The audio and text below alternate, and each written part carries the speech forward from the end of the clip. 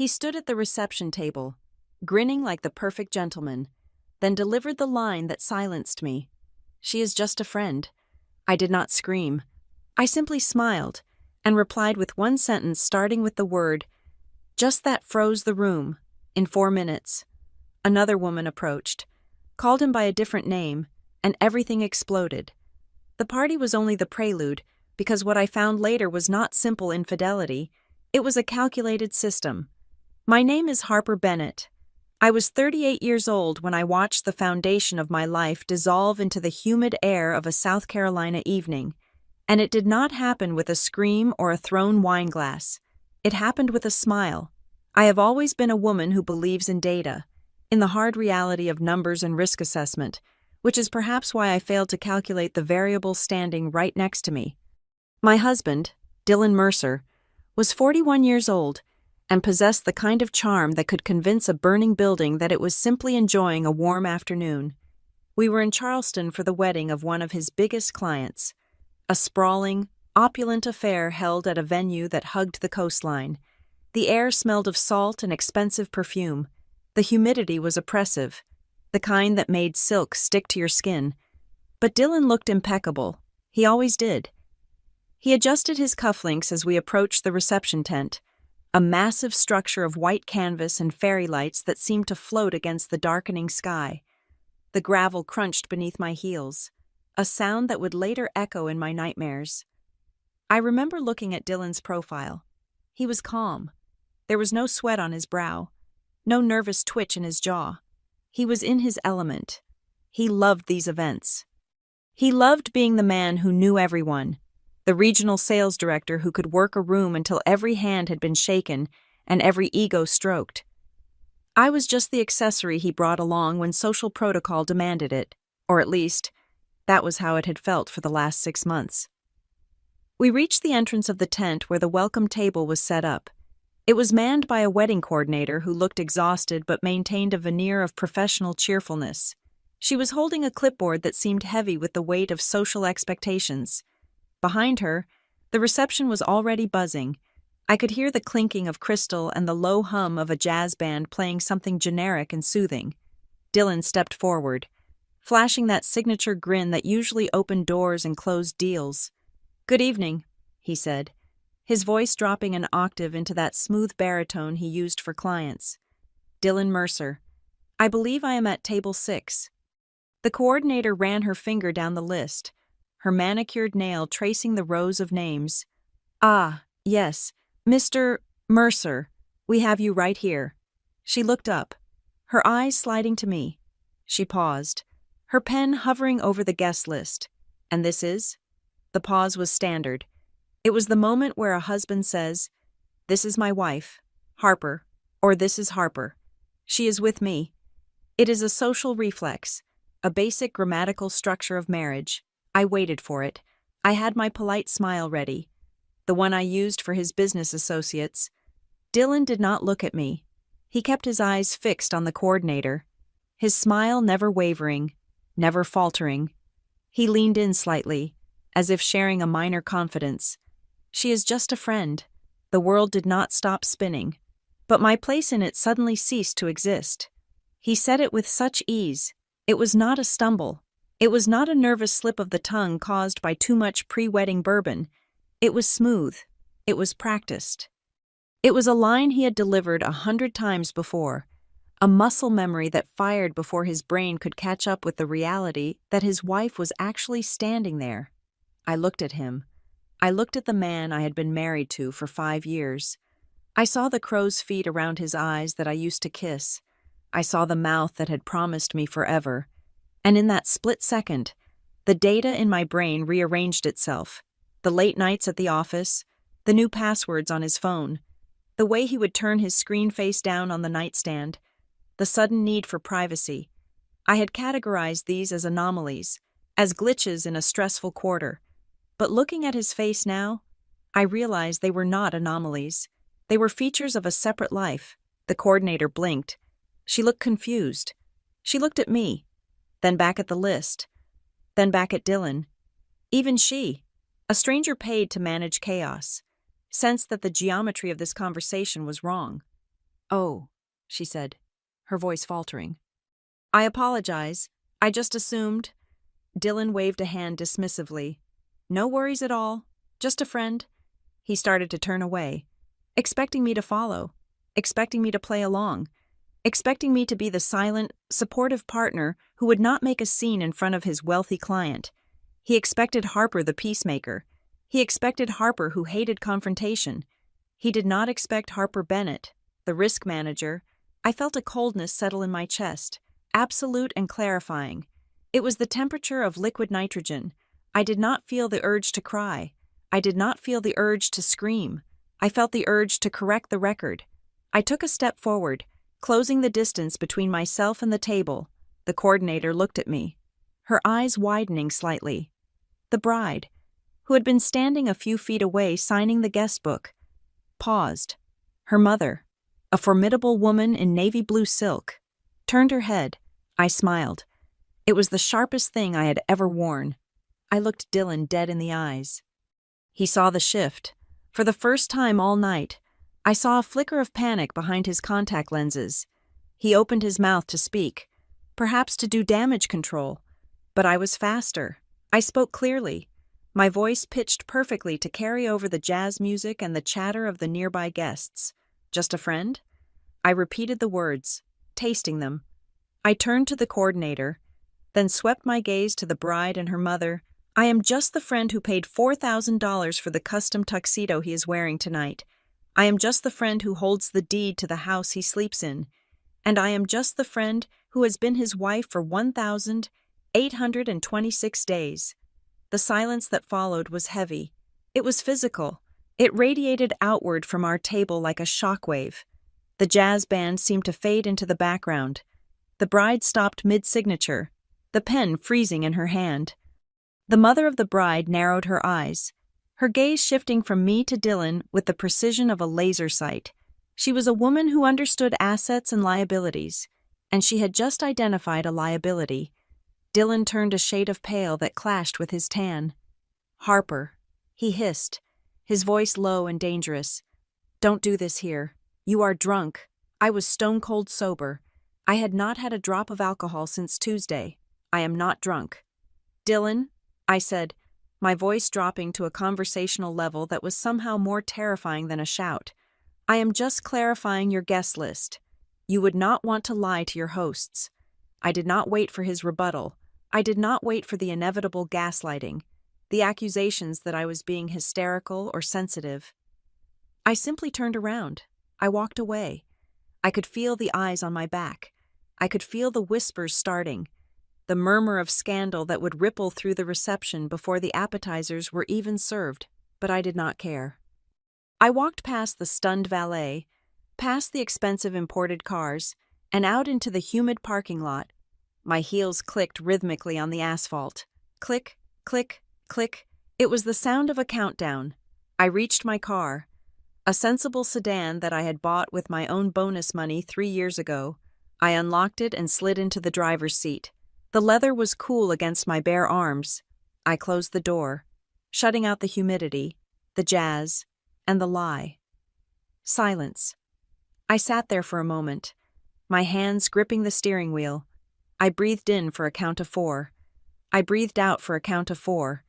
My heart rate was elevated, but my mind was operating with terrifying clarity. Then, the phone started.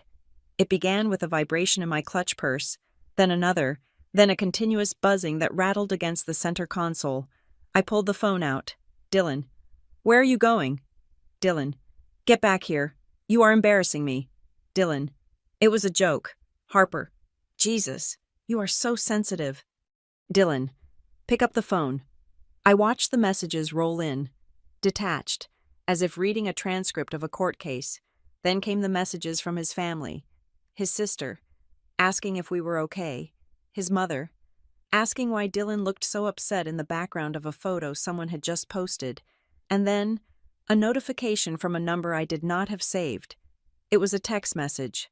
Short, brutal. Unknown number. Who are you to Dylan? I stared at the screen. The question hung there, glowing in the darkness of the car. Who are you to Dylan? It was not a question from a curious bystander. It was a question from a stakeholder. Someone else had been told a story. Someone else had been given a version of Dylan Mercer where I did not exist, or where I was merely a footnote, a roommate, a friend. I did not reply. I did not block the number. I took a screenshot. I tossed the phone onto the passenger seat and started the engine. I needed to drive. I needed to move. But before I put the car in reverse, a habit kicked in. It was the same habit that made me double-check the stove before leaving the house. The same habit that made me successful at Crescent Harbor Compliance Group. Check the numbers. If he was lying about who I was, he was lying about other things. And in a marriage, lies usually cost money. I picked up the phone again and opened our joint banking app. My thumb hovered over the icon. I hesitated for a fraction of a second, a final moment of innocence before the truth shattered it completely. I tapped the screen. Face ID logged me in. The balance looked normal at first glance, but I scrolled down to the pending transactions. My eyes scanned the lines: gas station, coffee shop, the dry cleaner where he picked up the tuxedo I paid for, and then I saw it. A transaction from 2 hours ago. It was a pending transfer. The amount was $6,500. It was not a purchase. It was labeled clearly in the merchant details. Deposit, Oak River, residential. I stared at the name, Oak River Residential. I knew every apartment complex in Savannah. I knew the market. I managed risk for a living. I had never heard of Oak River Residential. I quickly switched apps and typed the name into the browser. The search results loaded instantly. Oak River Residential. Luxury apartments. Leasing now. Location? Charleston. North Charleston. It was here. He was not just cheating on me. He was not just playing a game. He was setting up a base of operations. He had put down a deposit on an apartment 2 hours before telling a room full of people that I was just a friend. This was not an affair. This was an exit strategy. I looked up at the rearview mirror. I saw my own eyes reflected in the dark glass. They looked different than they had 10 minutes ago. The softness was gone. The confusion was gone. If he wanted to tell his life story as a bachelor, if he wanted to erase 5 years of marriage with a smile and a shrug, that was his choice. But he had made a critical error. He had forgotten who handled the paperwork. He had forgotten who managed the accounts. He had forgotten that while he was the face of the operation, I was the infrastructure. I put the car in gear. Tonight, he would drink champagne and spin his lies. He would tell the woman with the unknown number whatever she wanted to hear. He would tell his client that I was unstable. But tomorrow I would read the appendix to his life story, and I would begin writing the corrections. I drove out of the parking lot, leaving the fairy lights and the ocean behind me. I did not look back. The navigation system asked for a destination. I did not type in home. I typed in a different address, one I had not visited in years, but one that suddenly felt like the only safe place left in the world. As I merged onto the highway, the phone buzzed one more time. It was the banking app again. Another notification. Alert. Address change request detected for joint checking account. I laughed. It was a dry, humorless sound. He was moving fast. He thought he was ahead of the game. He thought he was the only player on the board. He had no idea that he had just handed the dice to me. My job at Crescent Harbor Compliance Group is not exciting to most people. When I tell strangers at dinner parties that I work as an operational risk manager, their eyes usually glaze over before I finish the sentence. They imagine I spend my days staring at spreadsheets and nagging people about safety goggles. They are not entirely wrong about the spreadsheets, but they miss the point of the profession. My job is not to be annoying. My job is to see the crack in the dam before the water breaks through. I look for patterns. I look for the anomaly in the data set that suggests a system is failing. I am paid a salary of $140,000 a year to be the person who does not believe in coincidences. It is a bitter irony that I was excellent at auditing multinational supply chains, but terrible at auditing my own husband. Dylan Mercer was the kind of man who made you forget to check the math. He was the regional sales director for a mid-sized medical device company, a job that suited him perfectly because it required 80% charm and 20% actual product knowledge. He was handsome in a way that felt accessible, with a smile that crinkled the corners of his eyes and a laugh that made everyone else in the room feel like they were the funniest person alive. He was a performer. Life, to Dylan, was a series of stages, and he was always the protagonist. For 5 years, I was the stage manager. I handled the logistics. I handled the reality. While Dylan was out buying rounds of drinks for potential clients and talking about the big picture, I was at home making sure the electricity bill was paid and the retirement accounts were funded. He called himself a visionary. He called me his rock. It sounded romantic at the beginning. The way he said it, "You are my rock. Harper, I could not fly without you." Now, looking back through the lens of a forensic accountant, I realized that a rock is just something you stand on to make yourself look taller. Our finances were the first place where the fiction of our partnership began to show. Though I chose to ignore the red ink, we lived in Savannah, Georgia, in a restored Victorian home on a street lined with live oaks and Spanish moss. It was a beautiful house, the kind that appeared in magazines, with a wraparound porch and original heart pine floors. It was also entirely mine. I had purchased the house 2 years before I met Dylan. I used the inheritance my grandmother left me for the down payment, and I secured the mortgage based on my own credit score and my own income. When we got married, Dylan moved in. He brought his clothes, his collection of high-end watches, and a significant amount of student loan debt. He did not bring equity. For the first year, he made jokes about living in his wife's house. By the 3rd year, the jokes had turned into serious conversations over wine on the patio. "It just feels weird. Harper," he would say, swirling his Pinot Noir, "I am putting so much work into this place. I paid for the landscaping last month. It feels like we are not really partners if my name is not on the deed. It is about fairness. It is about us building a legacy together." I almost gave in. I remember sitting at the kitchen island with the paperwork in front of me, a pen in my hand, ready to sign the quitclaim deed that would add him to the title. It would have been the easy thing to do. It would have stopped the subtle digs he made about me being controlling. But something in my gut, that professional instinct that twitches when a quarterly report looks too perfect, stopped me. I told him we should wait until we refinanced. I told him the interest rates were not right. I lied to buy time, and eventually, he stopped asking. Though the resentment lingered like humidity in August, instead of the house, I gave him the credit card. It was a compromise. I added him as an authorized user to my primary travel rewards card. It seemed logical at the time. He traveled for work, and while his company reimbursed expenses, he often had to float the costs for weeks. It is for convenience. I told myself, it helps us accumulate points for vacations. That piece of plastic became his leash, and I was the one getting choked. The statements became a monthly diary of his escalating lifestyle. At first, it was just business dinners and flights. Then, the categories began to blur.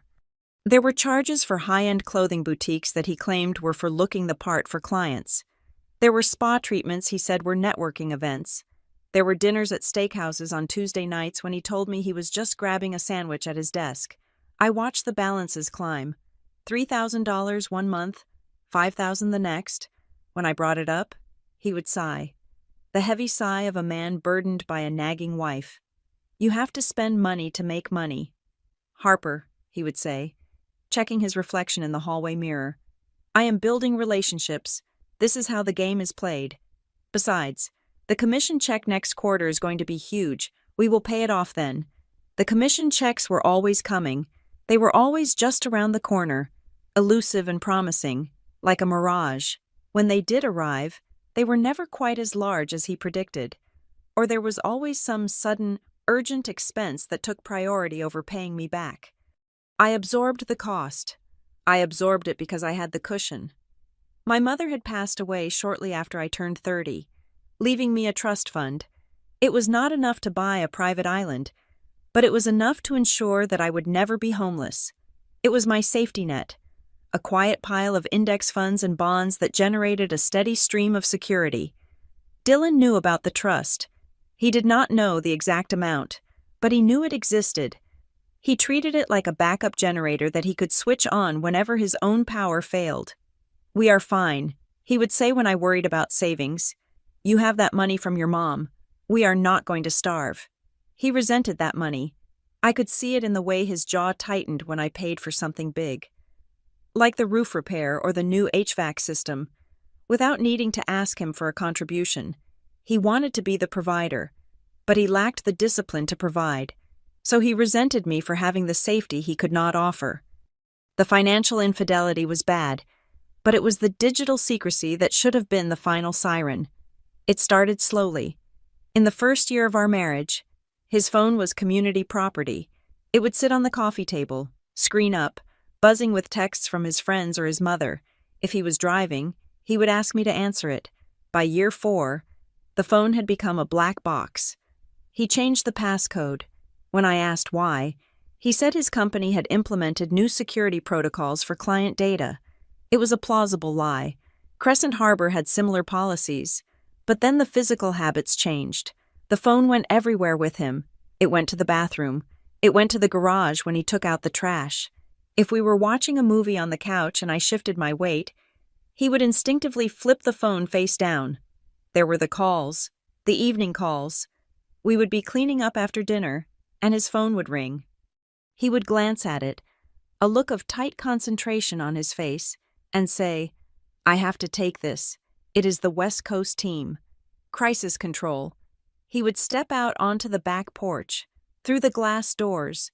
I would watch him pacing in the dark. He did not look like a man discussing medical device compliance or sales targets. His body language was different. He was softer. He would lean against the railing, hand in the pocket of his slacks, smiling at the darkness. When I asked him about it, the gaslighting was instantaneous and masterful. "You are imagining things," he would say, laughing as if I had told a cute joke. I was smiling because I diffused a situation with a difficult client. "Why are you so suspicious?" "It is exhausting." "Harper, you are so sensitive lately. Is it work stress? Maybe you need to talk to someone." He made me question my own reality. He made me feel like the villain for demanding transparency. He turned my analytical nature against me, painting me as a cold, calculating woman who could not just trust her husband. So I stopped asking. I stopped looking at the itemized phone bills. I stopped questioning why he needed to stay late at the office 3 nights a week. I chose peace. I chose the illusion of a happy marriage over the jagged edges of the truth. I told myself that marriage was about compromise, about giving people space, about accepting that no one is perfect. I told myself that we were just going through a rough patch, a slump that every couple hits around the 5-year mark. I was a coward. I see that now. I was not being a supportive wife. I was being a negligent risk manager. I had ignored the data because I did not want to write the report. I sat in my car, the engine idling, the air conditioning blasting against the heat of the night. The memory of the reception played over and over in my mind, but it was not the humiliation that stuck with me. It was not the whispers of the bride's mother or the shock of the wedding coordinator. It was Dylan's face when he looked at that woman and said, "She is just a friend." His expression had been terrifyingly calm. There was no guilt. There was no conflict. It was not the face of a man who was panicked about getting caught. It was the face of a man who had already moved on. He had not just erased me in that moment. He had erased me months ago. The man who had been sleeping in my bed, eating the food I bought, and spending the credit limit I authorized was not my husband. He was a tenant who was already packed and waiting for his lease to expire. He looked at me with the absolute indifference of a stranger. He was not afraid of losing me. You cannot lose something you have already discarded. I looked down at my hands on the steering wheel. They were steady. The shaking had stopped. The sadness that had threatened to overwhelm me 10 minutes ago was receding, replaced by a cold, hard resolve. He thought I was just a friend. He thought I was a source of funds, a convenient roommate, a placeholder until he could launch his new life in Charleston with a woman who probably did not know he was using a credit card with my name on the account history. He thought he was the protagonist of this story. I put the car in reverse and backed out of the space. The gravel crunched under the tires. Dylan Mercer was a good salesman. He could sell ice to a polar bear, but he had forgotten the most important rule of business: never defraud the person who keeps the books. I drove toward the highway. I had a lot of work to do before Monday morning. I had to audit a marriage. And this time, I was going to be thorough. The silence in my car was not peaceful. It was a vacuum, waiting to be filled by the next disaster. I had driven 5 miles down the coast, pulling into the deserted parking lot of a closed beachside souvenir shop. I needed to be stationary. I needed to be off the road because my hands were trembling just enough to make driving dangerous. I was not shaking from fear. I was shaking from the adrenaline of realization. Then, my phone lit up on the passenger seat. The name on the screen made my stomach turn over, not with anger, but with a sharp, protective pang. Lila. Lila was 16 years old.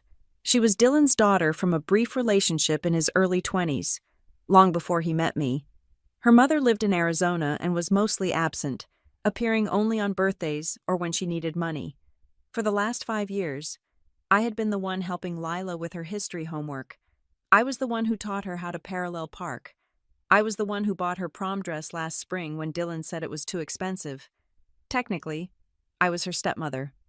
In practice, I was the only adult in her life who consistently kept promises. I stared at the phone. Lila was supposed to be at the reception. She had been so excited to wear her navy blue dress, the one we had picked out together. I picked up the phone and swiped to answer. "Lila, are you okay?" My voice sounded surprisingly steady, masking the chaos inside me. "Harper." Her voice was small. It was breathless. The way someone sounds when they have been running or crying. "Harper, where did you go? Dad is looking for you. He is telling everyone you got sick. He says you had a migraine." "I am fine." "Lila," I said, keeping my tone gentle. "I just needed some air. Are you safe? Where are you?" "I am in the bathroom," she whispered. The echo of tiled walls confirmed it. "Harper, I need to tell you something. I saw him." My grip on the phone tightened. "You saw your dad?" "Yes, but not at the table." She paused, and I could hear her taking a shaky breath. "About 20 minutes ago, before you left, I went to find a waiter to ask for a soda. I went near the service entrance, where the catering trucks are parked. It was dark." "Go on," I said. "He was there, with a lady." I closed my eyes. "What lady? Lila?" "The one with the red hair. The one who was sitting at the back near the bar. She had a green dress on." Lila's voice dropped even lower. "He was hugging her. Harper. But it was not a friendly hug. It was tight, and he was holding her face." I looked out the windshield at the dark ocean. "Did you hear what they said?" "I heard a little bit," Lila said. "I recorded it. I was scared. But I remembered what you told me about car accidents. You said always document everything, so I took my phone out." My heart broke a little for her. I had taught her risk management for driving, not for witnessing her father betray her stepmother. "Send it to me, Lila, right now." "I am sending it," she said. "But Harper, there is something else. It was weird. She did not call him Dylan." I frowned. "What do you mean?" "She called him Ethan." The name hung in the air between us, foreign and heavy. Ethan. "Are you sure?" I asked. "I am sure," Lila insisted. "She said it twice. Ethan, stop worrying. That is what she said." "Okay," I said, my mind racing. "Lila, listen to me. This is very important. Do not tell your father you spoke to me. Do not tell him you saw anything. Wash your face, go back to the party, and stay with your cousins. If he asks, you were in the bathroom fixing your makeup. Can you do that for me?" "I can do it," she said, though her voice wavered. "Are you coming back?" "No," I said honestly. "I am not coming back tonight. I will call you tomorrow. I promise. You are safe. I love you." "Love you too," she whispered, and the line went dead. A moment later, a message notification chimed. It was a video file. I tapped play. The video was vertical, shaky, and grainy. filmed from behind a stack of crates or equipment cases. The lighting was poor, casting long, distorted shadows against the white siding of the catering tent. But the audio was clear enough. In the frame, two figures were silhouetted against the light spilling from the service door. One was unmistakably Dylan. I recognized the cut of the tuxedo I had paid for. I recognized the way he stood. Weight shifted to his left leg. The woman was shorter, her red hair appearing dark in the shadows, her hands resting on the lapels of his jacket. "You need to calm down," the woman's voice said. It was a smoky voice, confident and demanding. "Nobody is looking at us."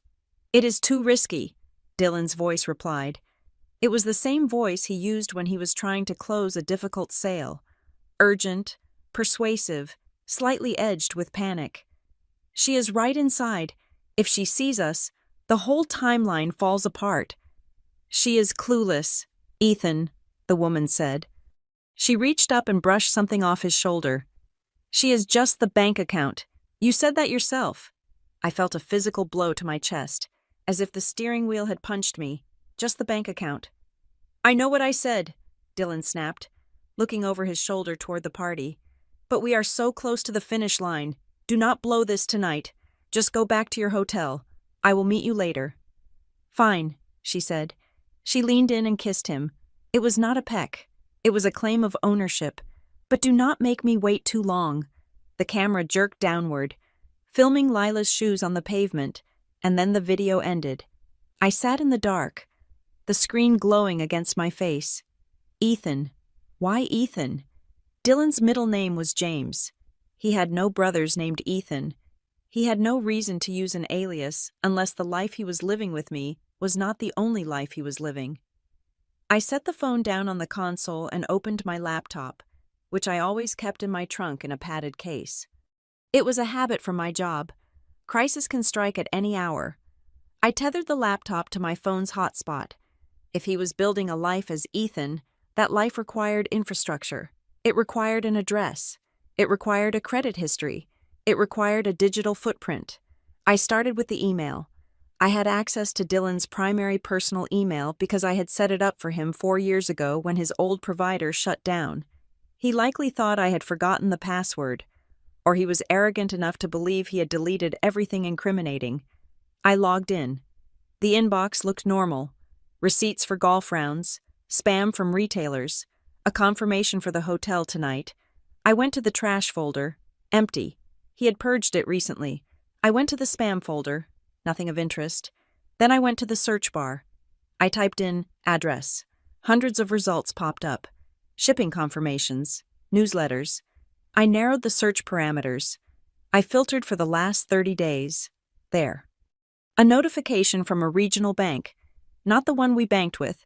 The subject line was innocuous. Confirmation of profile update. I opened it.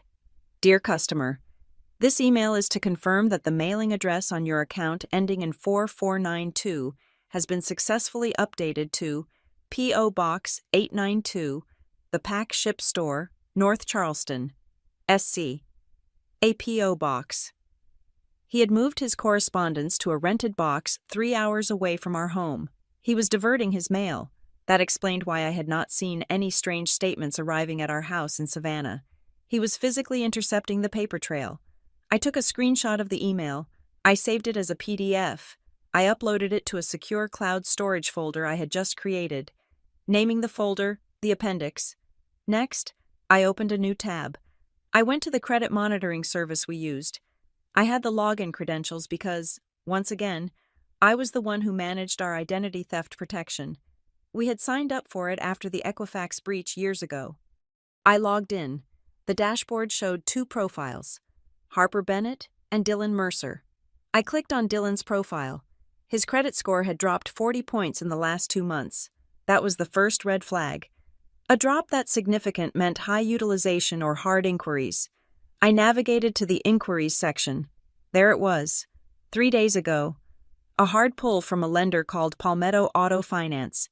He was buying a car, or trying to, but that was not the detail that made my blood run cold. I clicked on the details of the inquiry. Sometimes, depending on the reporting agency, You could see a summary of the application data submitted to the lender. It was a feature designed to help you spot if a thief was using your wrong address or phone number.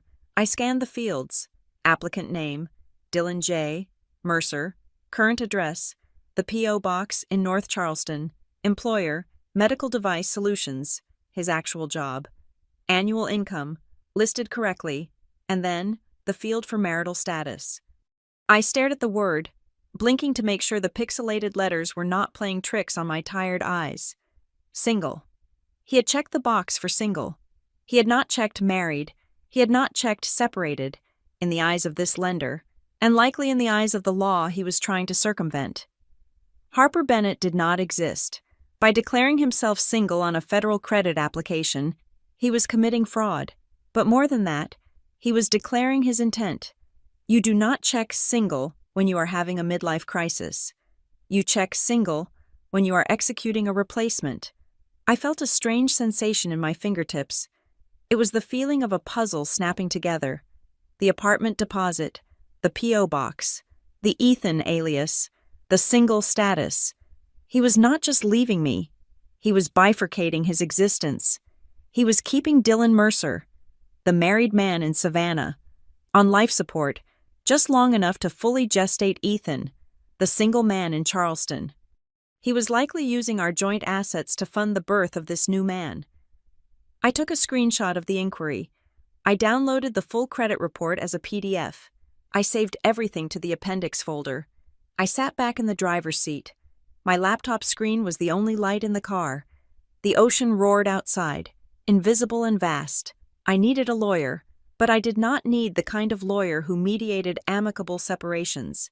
I did not need a lawyer who talked about conscious uncoupling. I needed a shark. I needed someone who understood that this was not a divorce. This was a demolition. I picked up my phone and scrolled through my contacts until I found the name: Marina Klein. Marina and I had gone to college together. She had been the wildest girl in our sorority, the one who danced on tables and drank tequila like water.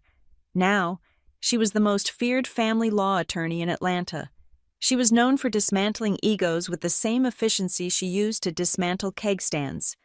We had not spoken in 6 months, mostly just likes on Instagram, but I knew she would answer. I typed a message. Marina, it is Harper. I am in trouble. Not the jail kind, the other kind. I have a video, a credit report, and a bank transfer that says my husband is not who he says he is. I need to see you tomorrow morning. Name the time and place. I hit send. The 3 dots appeared instantly. Marina was awake. 8 in the morning. Came the reply. My office. Bring coffee and bring the receipts. Do not talk to him. Do not text him. Do not breathe in his direction. See you then. I exhaled. A long, shaky breath. I had a plan. I had a team. I looked at the video file from Lila one last time. I needed to see it again. I needed to numb myself to the pain so that I could function. I scrubbed the video to the very end, past the part where the woman called him Ethan. I wanted to hear the last thing she said, the part Lila had mentioned but I had missed in my first frantic viewing. I held the phone up to my ear and turned the volume to the maximum. The woman's voice cut through the static, clearer this time. Your wedding is next week. Ethan, I am wearing a white dress, okay? So you better be ready. I froze. Your wedding is next week. I looked at the date on my dashboard. Today was Saturday. Next week, he wasn't just renting an apartment. He wasn't just hiding mail. My husband, the man who had stood at a reception table 3 hours ago and called me just a friend, was planning to marry another woman in 7 days. He was not just a cheater. He was a bigamist in training. I closed the laptop. I started the car. If he wanted a wedding, he would get one. But I was going to be the wedding planner from hell. The waiting room of Klein and Alder Family Law did not look like a place where marriages went to die. It looked like the lobby of a high-end investment bank. The walls were paneled in mahogany that probably cost more than my first car, and the floor-to-ceiling windows offered a panoramic view of the Atlanta skyline, gray and steel against the morning sun. There were no tissues on the tables, only heavy architectural magazines and a coffee machine that looked like it required a pilot's license to operate. I sat on a leather sofa that was stiff and uncomfortable, my laptop bag resting heavy against my ankle. I had driven 3 hours from the coast to be here, fueled by 2 cups of black coffee and a rage that had calcified into something cold and hard. A young assistant with impeccable posture called my name. Harper Bennett? Ms. Klein will see you now. I followed her down a hallway lined with abstract art, the kind that looks like violent slashes of paint on a neutral background. It felt appropriate. Marina Klein stood up from behind a desk that was large enough to land a helicopter on. She had not changed much since college, though her hair was shorter, sharper, cut in a bob that suggested she did not have time for split ends or nonsense. She wore a cream-colored suit that screamed billable hours. "Harper," she said, not offering a hug, but extending a hand that felt strong and dry. "You look tired.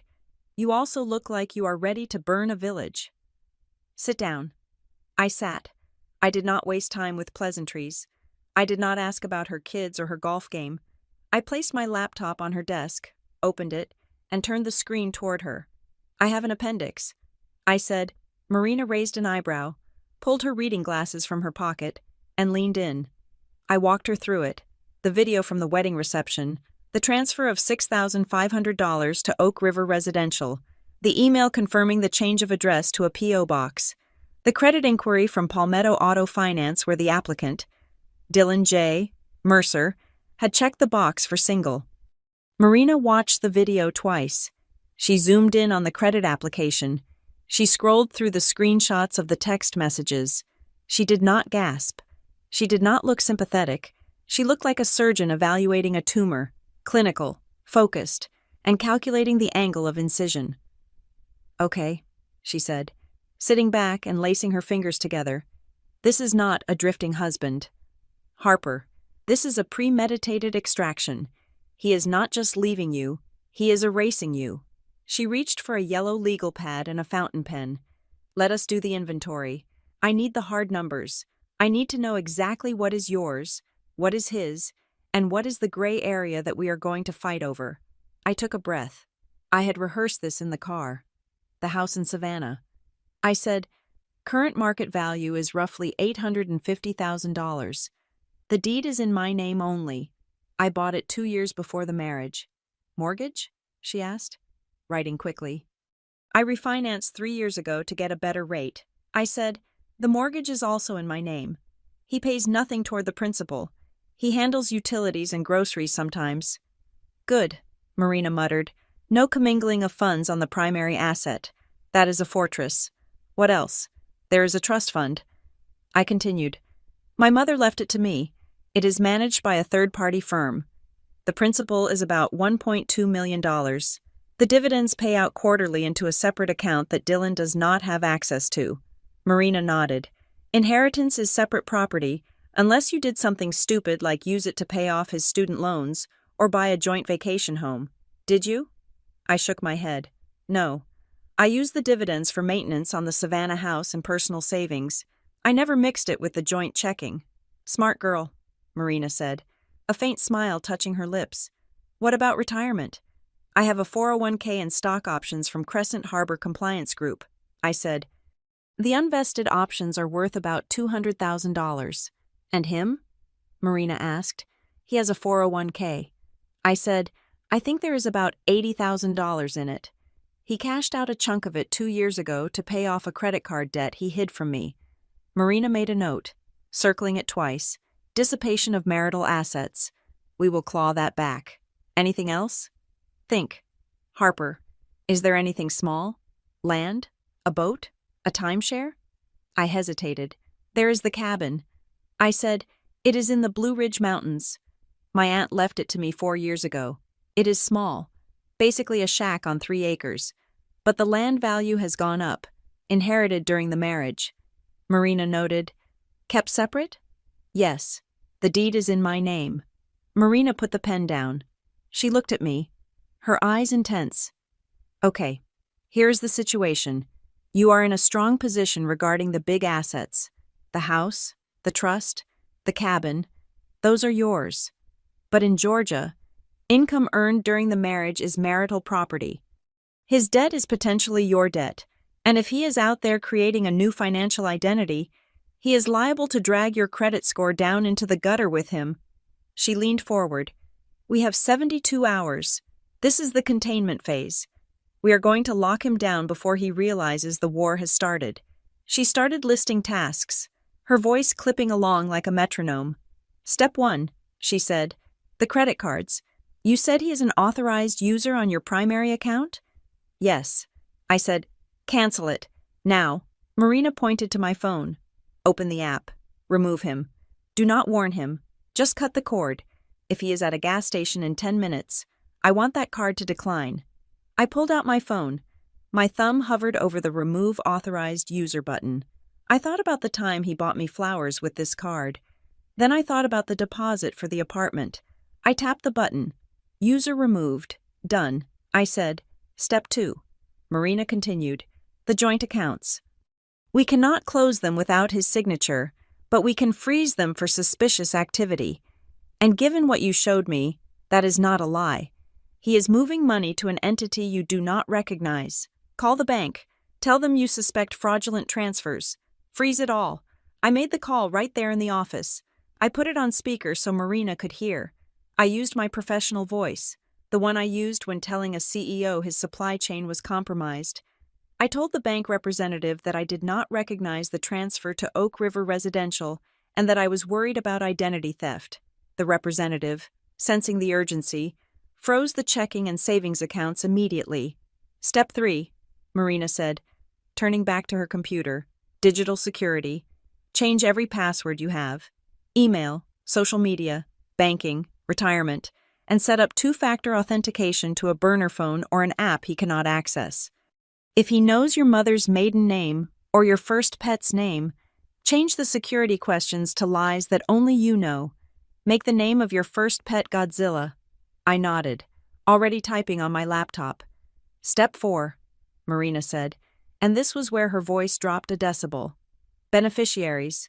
Harper, if you walk out of here and get hit by a bus, who gets the trust fund? Who gets the house? I froze. Dylan, I whispered.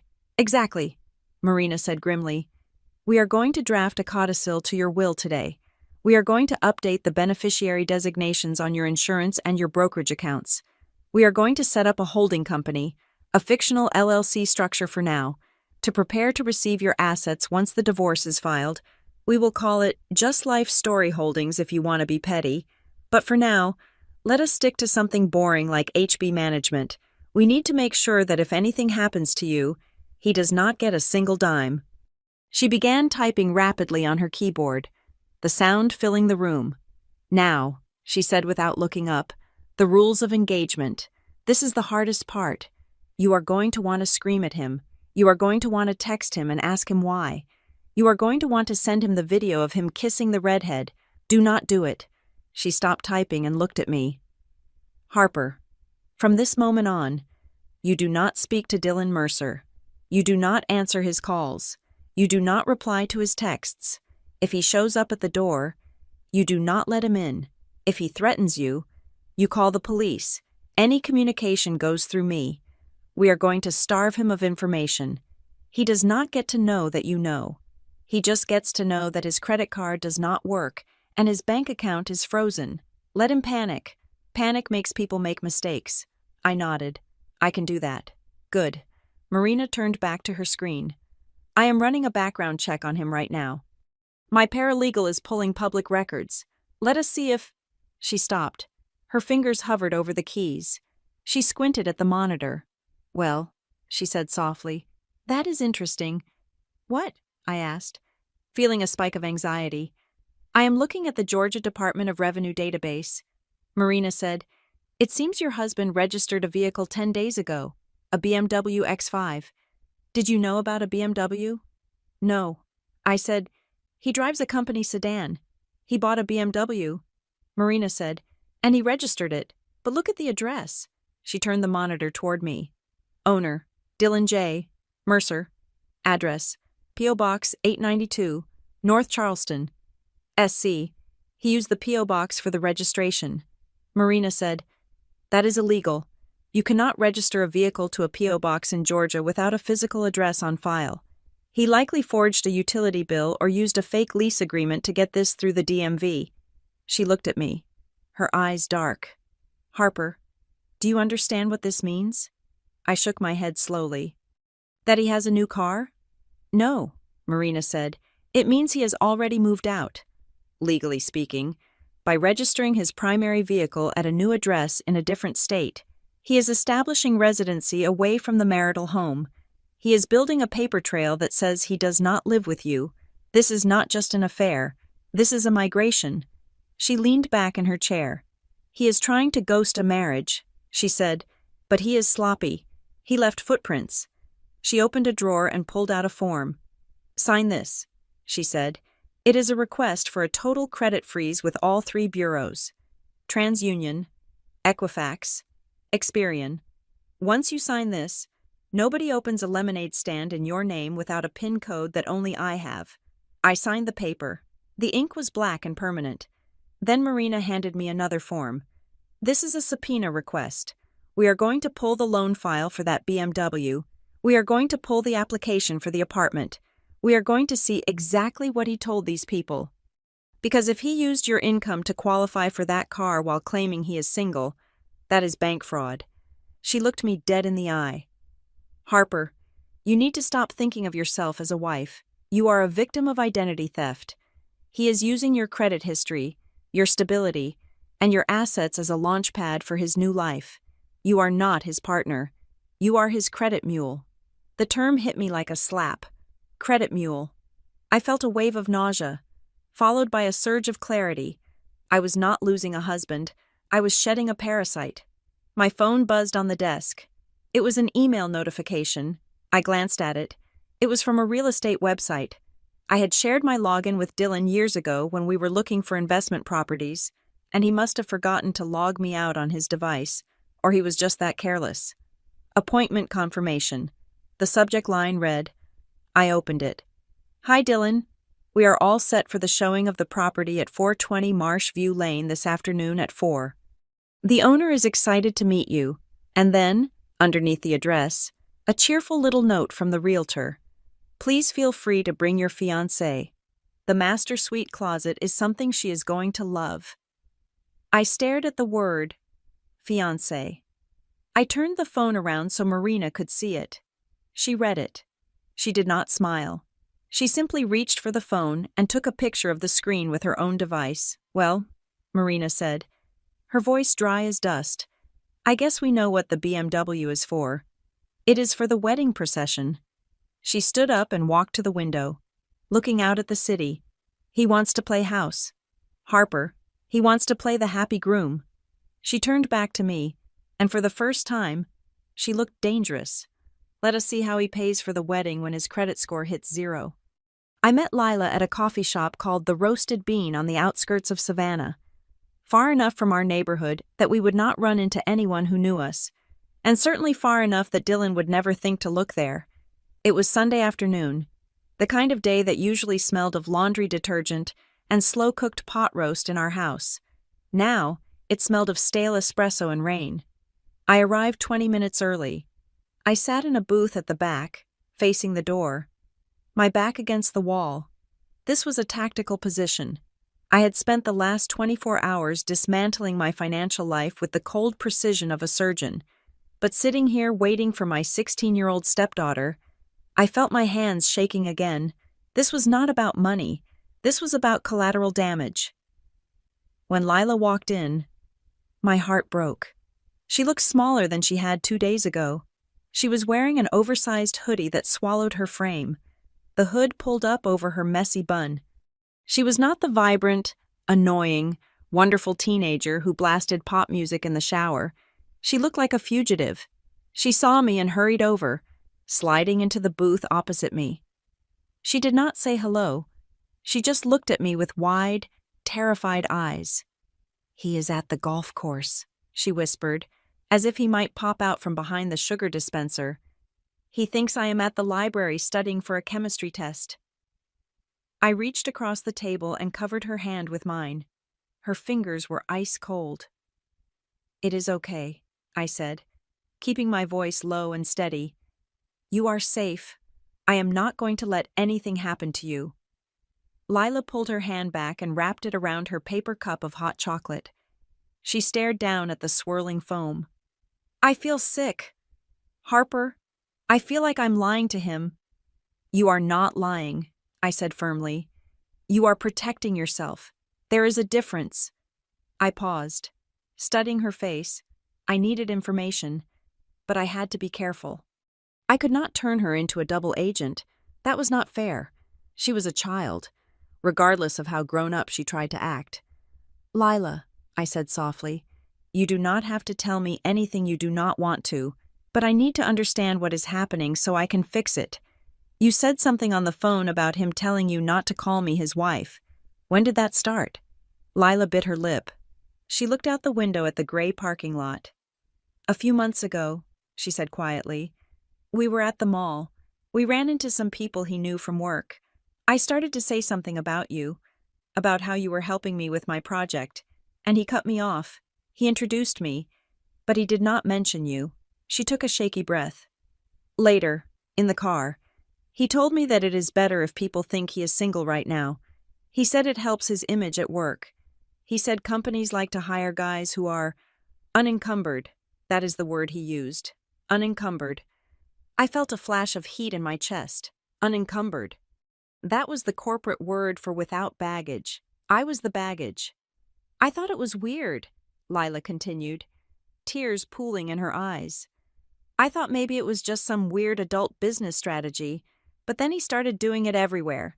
If we went to dinner and you were not there, he would take off his ring. He put it in the cup holder. I nodded slowly. I had suspected the ring removal, but hearing it confirmed by his daughter was a different kind of pain. It was not just a rejection of me. It was a rejection of our family unit in front of her. He was teaching her that truth was flexible if the stakes were high enough. You are not crazy, Lila, I said. That was not normal, and it was not about business. Lila sniffled and wiped her nose with the sleeve of her hoodie. There is more. I waited. He has a phone, she said. Not the one he uses for work, a different one. It is a burner, like in the movies. Where is it? I asked, my risk manager brain instantly cataloging the data. It is in the trunk of the BMW, she said, under the floor mat where the spare tire is. I saw him put it there last week when we were getting groceries. He thought I was looking at my phone, but I saw him lift the panel and slide it in next to the jack. The spare tire, well, it was a classic hiding spot. Cliched and desperate, but it confirmed everything Marina had suspected. He was running a shadow operation.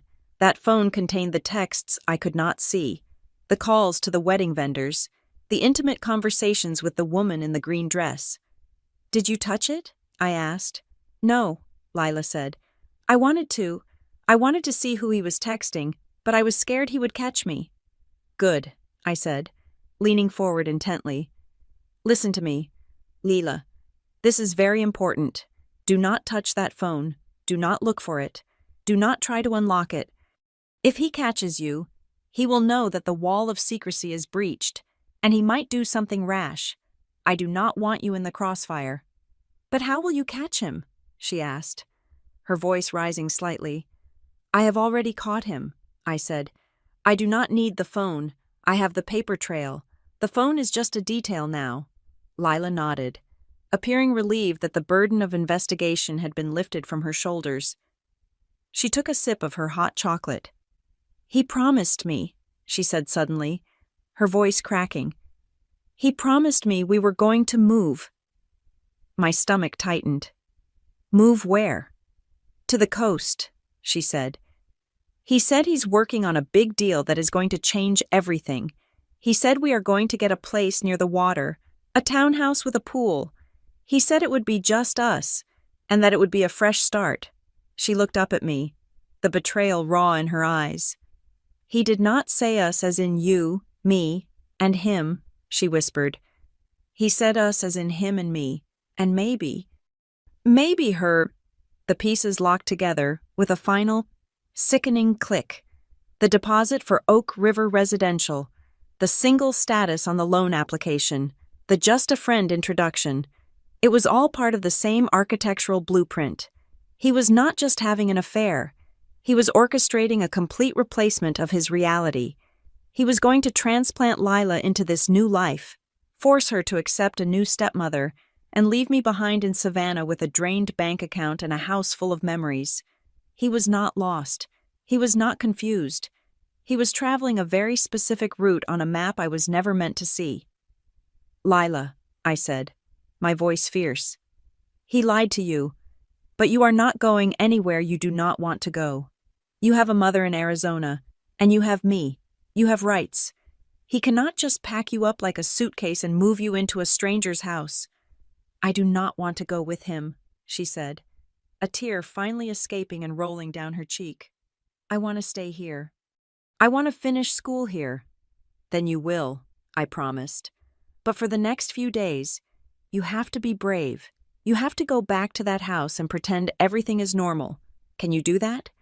Can you act like you do not know anything?" "I think so," she said, small voice. "If he says anything about moving, just nod. If he introduces you to anyone new, just be polite. Do not fight him. Just observe. And text me if you feel unsafe. I am staying at a hotel downtown. I can be there in 10 minutes. I wrote the name of the hotel and the room number on a napkin and slid it to her. She tucked it into her pocket. We sat there for another hour, talking about safer things, her history project, the boy she liked in band class, the weather. I wanted to give her a moment of normalcy in the middle of the storm. When it was time to go, I walked her to her car. I watched her drive away, a 16-year-old girl forced to carry the weight of her father's sins. I drove back to my hotel room, which was essentially a war room now. My laptop was set up on the desk, surrounded by stacks of printed documents. I had an email from Marina. The subject line was, "The first salvo." I opened it. Attached was a copy of the letter that had been couriered to Dylan's office and the P.O. box that morning. It was a thing of beauty. It was a formal preservation of assets and cease and desist notice. It did not ask nicely. It commanded. It informed Mr. Mercer that divorce proceedings were imminent and that any attempt to sell, transfer, hide, or encumber any marital assets would be viewed as a violation of the court's standing order. It specifically listed the Savannah house, the retirement accounts, and crucially, my personal identity. You are hereby notified that any further use of Harper Bennett's name, social security number, or credit history for the purpose of securing loans, leases, or lines of credit constitutes identity theft and fraud. We have notified all 3 major credit bureaus and placed a fraud alert on Ms. Bennett's file. It was a legal bear trap. If he tried to pay for the wedding venue next week using a card linked to me, it would decline. If he tried to sign the lease for the apartment, the background check would flag him. I felt a grim satisfaction. He wanted to be Ethan? Fine. Let Ethan pay for his own life. I poured myself a glass of water and stood by the window. Looking out at the city lights, I wondered if he had received it yet. I wondered if he was currently shouting at a receptionist or trying to log into a bank account that showed 0 access. Then, my phone buzzed on the desk. I glanced at it, expecting Marina, or maybe Lila. It was a number I did not recognize. The area code was from South Carolina. I picked it up. A text message. Unknown. "Hello? I saw your number on Dylan's phone bill. He said you are the property manager for his rental in Savannah." I stared at the screen. Property manager. That was a new one. I was the friend, the bank, and now the landlady. A second message appeared. Unknown. But I found a receipt in his jacket pocket for a tuxedo. It was paid for by a Harper Bennett. A property manager does not buy tuxedos. My heart hammered against my ribs. It was her, the woman in the green dress, the fiancée. I did not type back immediately. I let the silence stretch. I needed her to be the one to bridge the gap. Unknown. I am Marin. I am supposed to marry him next Saturday. Please tell me the truth. Are you his friend? Because if you are just a friend, why are you buying his clothes? I sat down on the edge of the hotel bed. I looked at the ring on my left hand. It was a platinum band with a modest diamond. I had worn it for 5 years. I had polished it. I had been careful not to scratch it. Now, Looking at it under the harsh hotel lighting, it looked like a prop. It was a piece of costume jewelry for a play that I had never agreed to audition for. Dylan had not just cheated. He had built a labyrinth of lies so complex that he had trapped two women inside it. Maren thought she was the heroine of a romance. I thought I was the partner in a marriage. In reality, we were both just supporting characters in the Dylan Mercer show. I could have ignored her. I could have let her walk down the aisle and find out the hard way when the credit cards bounced at the reception. It would have been a cruel, poetic justice. But I looked at the text again. Please tell me the truth. She was asking the question I should have asked 5 years ago. I typed my response. I did not use anger. I did not use insults. I used the one thing Dylan feared most. Me. I am not his property manager. I am not his friend. I am his wife of 5 years. And if you are marrying him next Saturday, you should know that the deposit for your new apartment was paid from our joint checking account. I hit send. I watched the delivered status appear. I took the ring off my finger. It slid off easily, as if it had never really belonged there. I placed it on the nightstand next to the room key. The curtain was coming down. But before it hit the floor, I was going to make sure everyone saw exactly who was standing on the stage. I had been waiting for him. I knew the pattern of his rage just as well as I knew the pattern of his charm. After leaving the hotel, I had driven back to the house in Savannah not to stay, but to secure the perimeter. I had engaged the deadbolt and the security chain, a physical firewall to match the digital one Marina and I had erected 24 hours earlier. It was 6 p.m. when the silver BMW pulled into the driveway.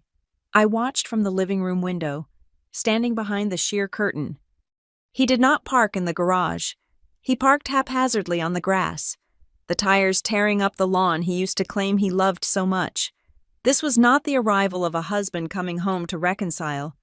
This was the arrival of a man coming to manage a crisis. He strode to the front door, smoothing his hair, checking his reflection in the glass panel before he reached for the handle. I saw him take a deep breath, composing his face into a mask of wounded concern. It was a transformation I had seen him perform 1,000 times before walking into a client meeting, but seeing it applied to me made my stomach turn. He turned the knob. It did not open. He jiggled it, frowned, and then fished his keys from his pocket. He slid his key into the lock and turned it, but the security chain held firm. The door opened only 3 inches, hitting the metal track with a sharp clank. "Harper?" His voice came through the crack, pitched in that perfect, worried baritone. "Harper, are you in there?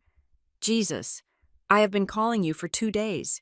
I was about to call the police." I stood in the hallway, smoothing the front of my blouse. I was wearing my work clothes, a structured blazer and tailored trousers. I was not the grieving wife in pajamas.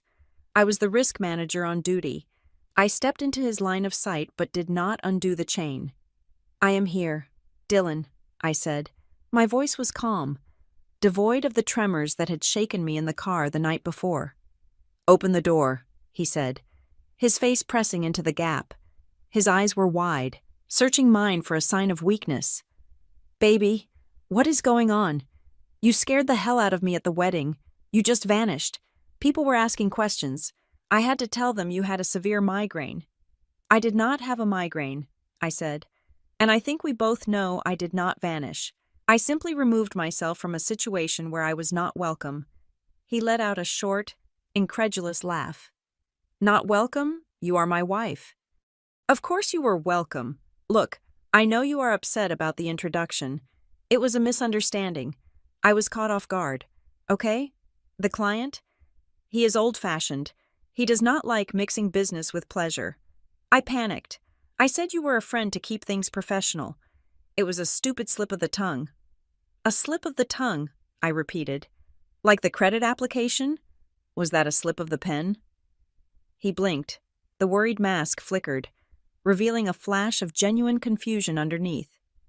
He did not know I had seen the credit report.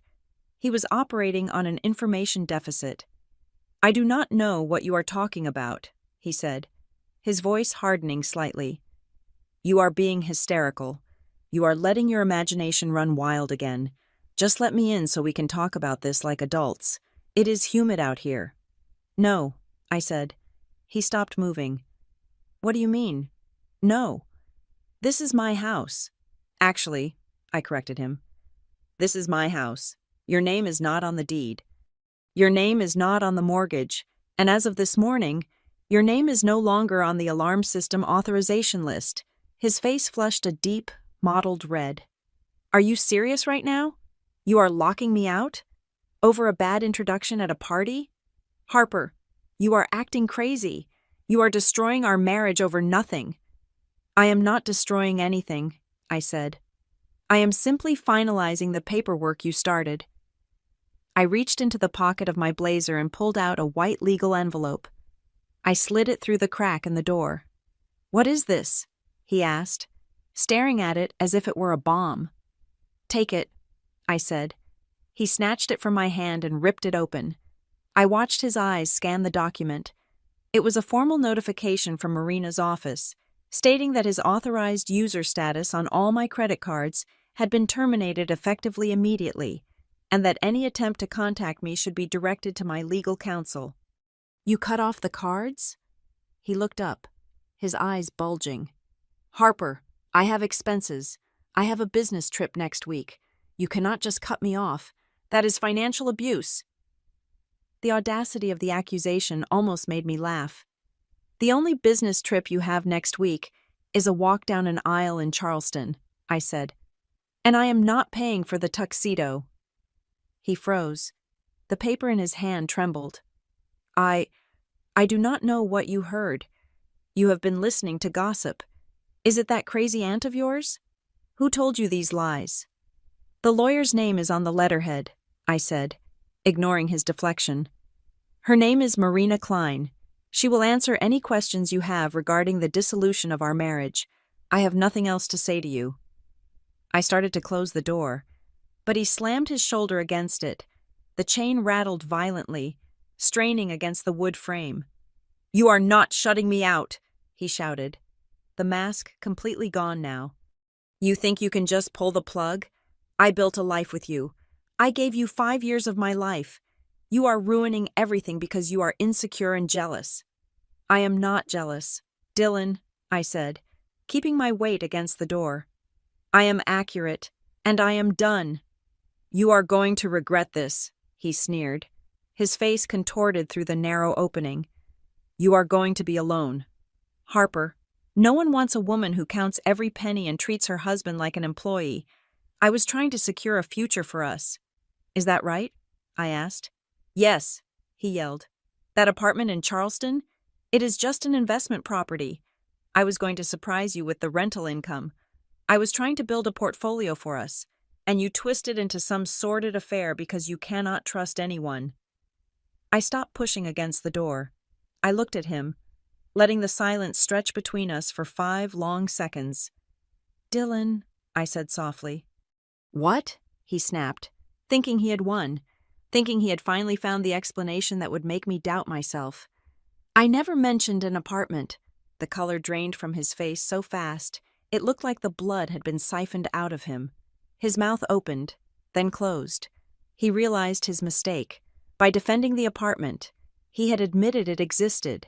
He had admitted he had signed a lease for a property I supposedly knew nothing about. He had validated my evidence without me even having to show it to him. He stammered. I assumed you knew. You checked the accounts. I thought... Goodbye, Dylan, I said. Wait, Harper, wait. His voice shifted gears instantly, dropping into a desperate, pleading whine.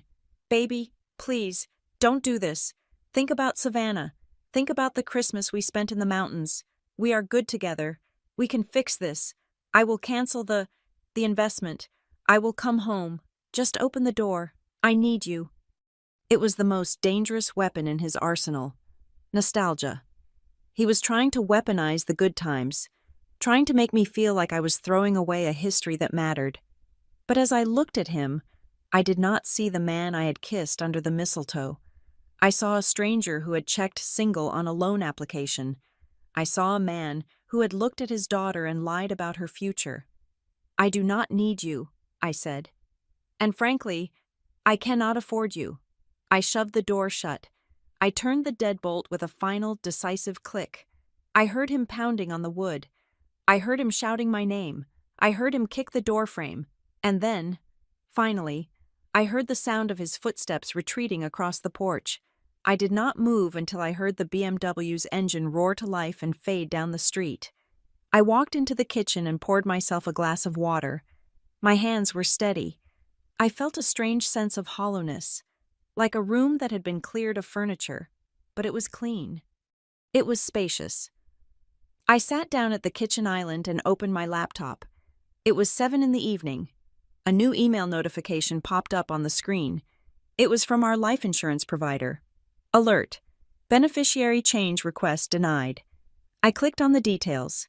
At 6:30 in the evening, while he was standing on my porch, while he was shouting that he loved me, while he was begging me to remember our Christmas together, he had logged into the insurance portal from his phone.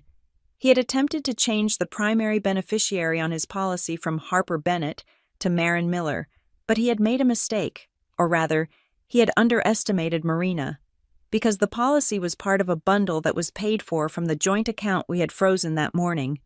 The account was flagged, and because Marina had sent the cease and desist order to the insurance company's legal department at 9 a.m, the account was locked for administrative review. He had tried to flip the switch. He had tried to ensure that if the stress of this confrontation gave me a heart attack, or if I had an accident, the payout would go to his new fiancée, not the wife he was discarding. He was not just leaving. He was looting the building on his way out. I stared at the screen. The timestamp on the attempt was 6:32. That was exactly the moment he had told me. I need you. He did not need me. He needed the policy to clear. I closed the laptop. I walked through the house, turning off the lights one by one. The living room, the hallway, the kitchen. He had tried to turn off the lights on my financial existence. He had tried to leave me in the dark, wondering where the money went, wondering why I wasn't enough. But as I stood in the dark of my own home, listening to the hum of the refrigerator and the silence of the empty rooms, I realized something important. I was not in the dark. I was the one holding the flashlight.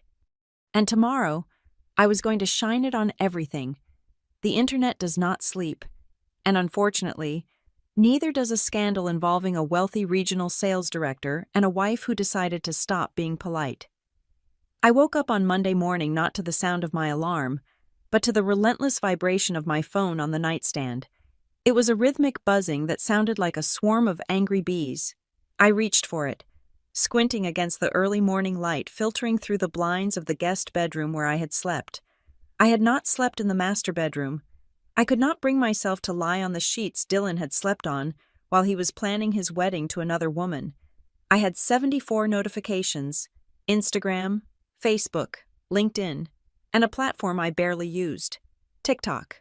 I opened the first link sent to me by a cousin I had not spoken to in 3 years. It was a video. The caption was written in bold, frantic text. She said just, and I am dead. I pressed play. The video had been filmed by someone at a nearby table, likely a guest trying to capture the ambiance of the cocktail hour who had stumbled upon a demolition instead. The angle was slightly obscured by a floral centerpiece, but the audio was crystal clear. She is just a friend. Dylan's voice, smooth and dismissive. Then, the camera jerked as the operator turned to focus on me. I saw myself from the outside for the first time. I stood straight, my posture rigid, my black dress stark against the white tent. I am just the friend who paid $4,000 for the custom tuxedo he is wearing tonight. The video cut to black right after the bride's mother turned her head. It had 2.4 million views. I sat up in bed, the phone cold in my hand. 2.4 million people had watched the worst moment of my life. The comments scrolled by faster than I could read them. The way she said it so calmly. Queen behavior. He looks like he swallowed a bug. Divorce him immediately. Wait, did she say she bought the tux? The auditing queen. I felt a strange dissociation. They were talking about a character. They were talking about the wife. They did not know that the wife was currently sitting in an empty house in Savannah, drinking lukewarm water and wondering how to walk into her office without crumbling. But I was Harper Bennett. I was a risk manager. I did not crumble. I mitigated. I showered. I dressed in my sharpest navy suit. I applied my makeup with the precision of war paint. I drove to the Crescent Harbor Compliance Group headquarters, arriving exactly at 8:30 in the morning. The parking lot was the same. The security guard, Mike, waved at me the same way he always did. But as I walked through the glass doors and into the open-plan office, the atmosphere shifted. Heads turned. Conversations stopped mid-sentence. I saw a junior analyst quickly minimize a browser window that looked suspiciously like a social media feed. They knew. Of course they knew. The algorithm had fed them the drama over their morning coffee. I did not look down. I did not rush. I walked straight to the elevator, pressed the button for the 4th floor, and went directly to the Human Resources Department. I had an appointment with Sarah, the HR director. We had worked together for years. She looked up when I entered, her expression a mix of professional neutrality and personal pity. "Harper," she said softly, "close the door." I sat down. "I assume you have seen the video," I said. "It was sent to the company group chat by an intern," Sarah admitted, wincing slightly. "We are handling it. But Harper, are you okay?" "I am functioning," I said. "I am here to inform you that I am currently going through a high-conflict separation. There may be some noise. My husband, soon-to-be ex-husband, is behaving unpredictably. I have legal counsel, and I have taken steps to secure my data. But I wanted to get ahead of this. If he calls here, or if he tries to show up, I need to know the protocol." Sarah nodded, shifting into work mode. "We will flag his name at the security desk. He will not get past the lobby, and if he calls, he goes straight to voicemail. You do not need to worry about your safety here. Harper, we have your back." "Thank you," I said. "I intend to keep my work performance up to standard. This will not affect my quarterly review." "Harper," Sarah said, leaning forward, "take a personal day if you need it. Seriously." "No," I said. "If I take a day off, he wins. I will be at my desk." I walked back to my office. I sat down. I opened my spreadsheets, and for 8 hours, I let the rhythm of data entry soothe the chaos in my brain. But while I was working, Dylan was campaigning. He could not reach me directly. Marina had blocked his number on my phone, and his emails were being filtered into a folder that only Marina could access.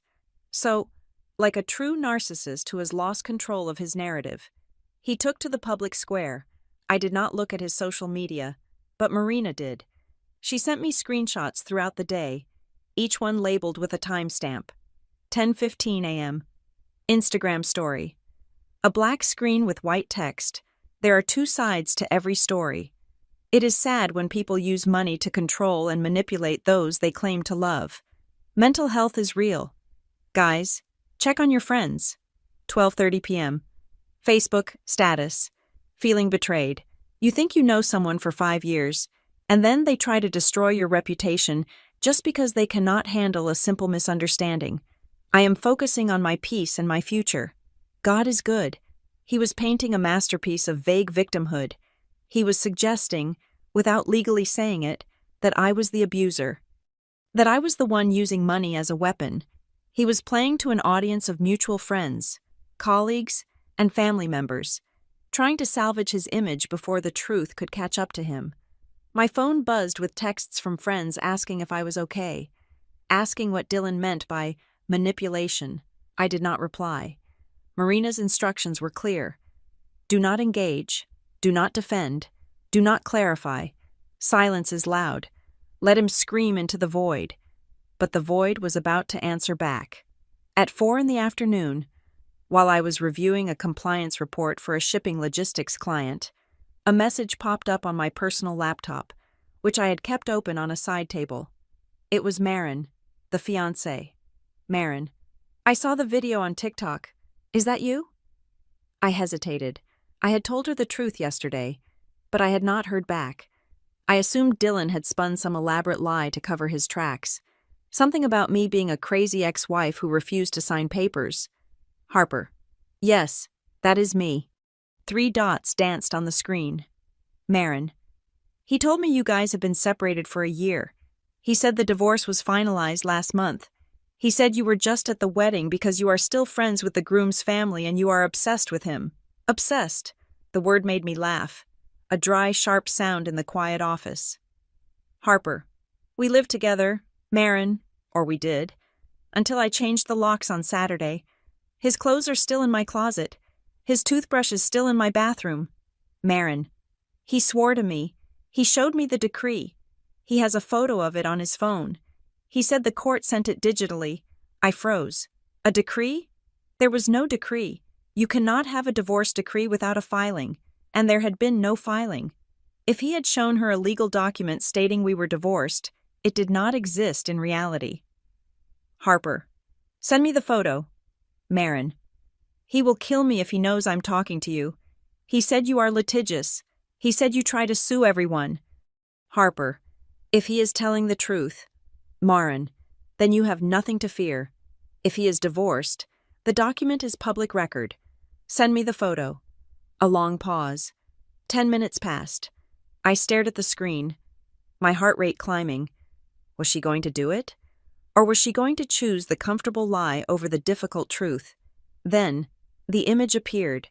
It was a screenshot of a document on a phone screen. It looked official. It had the seal of the Superior Court of Chatham County. It had a case number. It had the words, Final Judgment and Decree of Divorce in bold.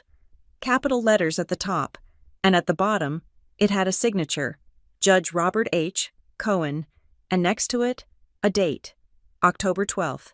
I downloaded the image immediately and forwarded it to Marina. Harper. Marina. Look at this. Now. I picked up my cell phone and called her office line.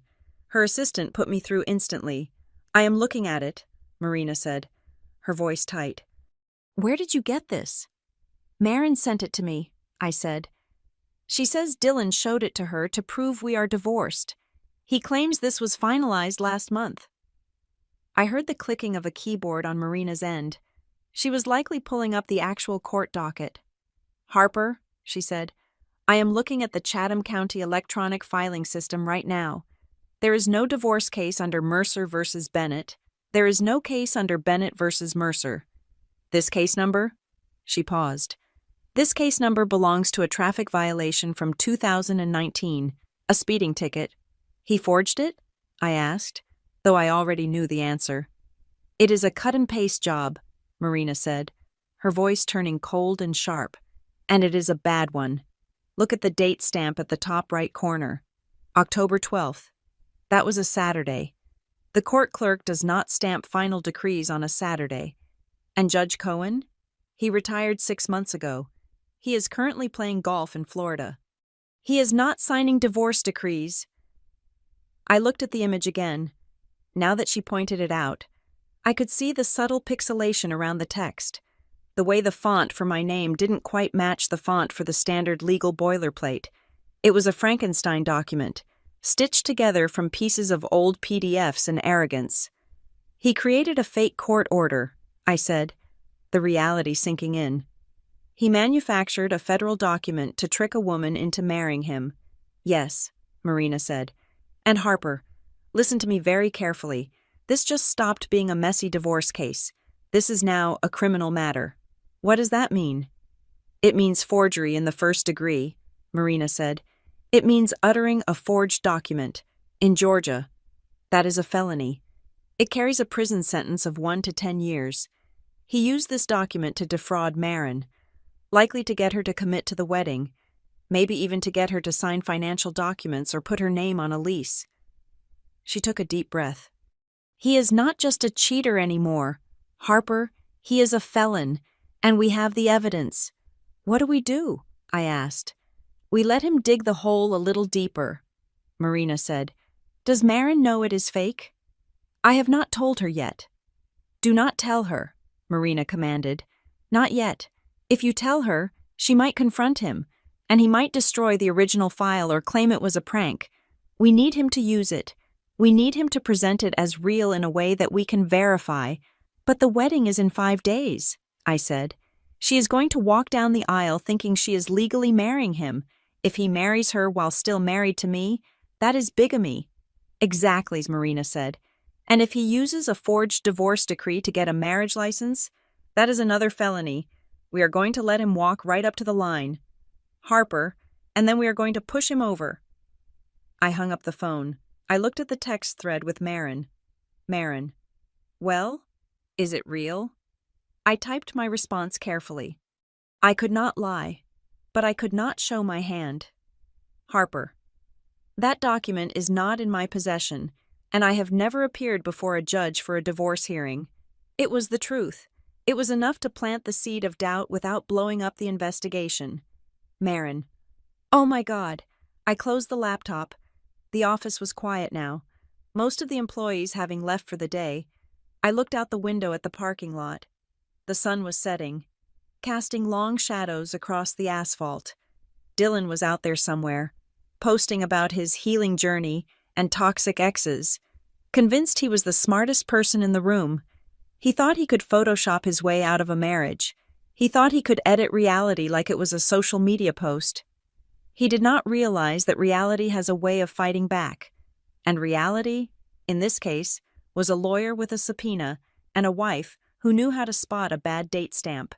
I packed my bag. I walked out of the office with my head high. I did not check TikTok. I did not check Instagram. I did not need to watch the video of me saying, just a friend anymore. I had a new favorite image. It was the screenshot of a fake divorce decree, signed by a retired judge, dated on a Saturday. It was the receipt to end all receipts, and I was going to frame it. Wednesday morning brought a weather front that turned the Atlanta sky the color of a bruised plum, raining hard against the glass walls of Marina Klein's office. I was back in the leather chair, a position that was becoming alarmingly familiar. My laptop was open, but my eyes were fixed on Marina. She was not typing today. She was not pacing. She was sitting perfectly still, her hands clasped on top of a file folder that was much thinner than the others. Usually, Marina moved with the frantic energy of a woman billing $600 an hour. Today, she looked like she was sitting on a landmine. Harper, she said, her voice lacking its usual sharp cadence. We need to talk about history. Not yours, his. I took a sip of the lukewarm coffee I had brought from the lobby. I know his history. Marina. He grew up in Ohio. He played varsity baseball. He dropped out of law school after one semester because it was too theoretical. He worked in pharmaceutical sales before moving to medical devices. I am talking about his marital history, Marina corrected. I am his first wife, I said automatically. He has a daughter, Lila, from a relationship in his early 20s, but they never married. He told me that on our third date, he said he respected the institution of marriage too much to rush into it back then. Marina opened the thin folder. She slid a single sheet of paper across the mahogany desk toward me. It was a printout from a court docket in Franklin County, Ohio. It was old, the scan grainy and speckled with digital noise. We did a deep dive, Marina said. My paralegal, bless her paranoid heart, decided to run his name through the archives of every state he has lived in for more than 6 months. She found this. I looked at the document. It was a petition for divorce. Plaintiff, Sarah J. Mercer. Defendant, Dylan J. Mercer. Date filed, August 14th, 2004. I stared at the names. Sarah. He had never mentioned a Sarah. He was married? I looked up, feeling a fresh wave of nausea. He told me I was the first. He looked me in the eye and said he had waited for the right woman. He was married, Marina confirmed, for 18 months. They filed for divorce in 2004. Okay, I said, trying to process the lie. It was just another stone on the pile. So he lied about being divorced. That is hurtful. But is it legally significant? Does it matter if he was divorced 15 years ago? Marina leaned forward. This was the moment the landmine clicked. That is the problem. Harper, he wasn't. I blinked. Wasn't what? He wasn't divorced. Marina tapped the bottom of the page. Look at the final entry on the docket. It is dated January 10th, 2006. I read the line. Case dismissed for want of prosecution. What does that mean? I asked, though the cold feeling in my stomach suggested I already knew. It means they stopped showing up, Marina said. They filed the initial paperwork. Maybe they had a fight and reconciled. Or maybe they just got lazy and drifted apart and forgot to finish the process. But the judge threw the case out because neither party moved it forward. There is no decree of dissolution. There is no final judgment. She let the silence hang there for a moment. Legally speaking, Harper, unless there is a death certificate for Sarah Mercer that I have not found yet, and I have looked, she is very much alive and living in Cleveland. Dylan is still married to her. The room seemed to tilt. The rain lashed harder against the window. So, I said, my voice sounding distant to my own ears, if he is still married to Sarah, then he was never married to you.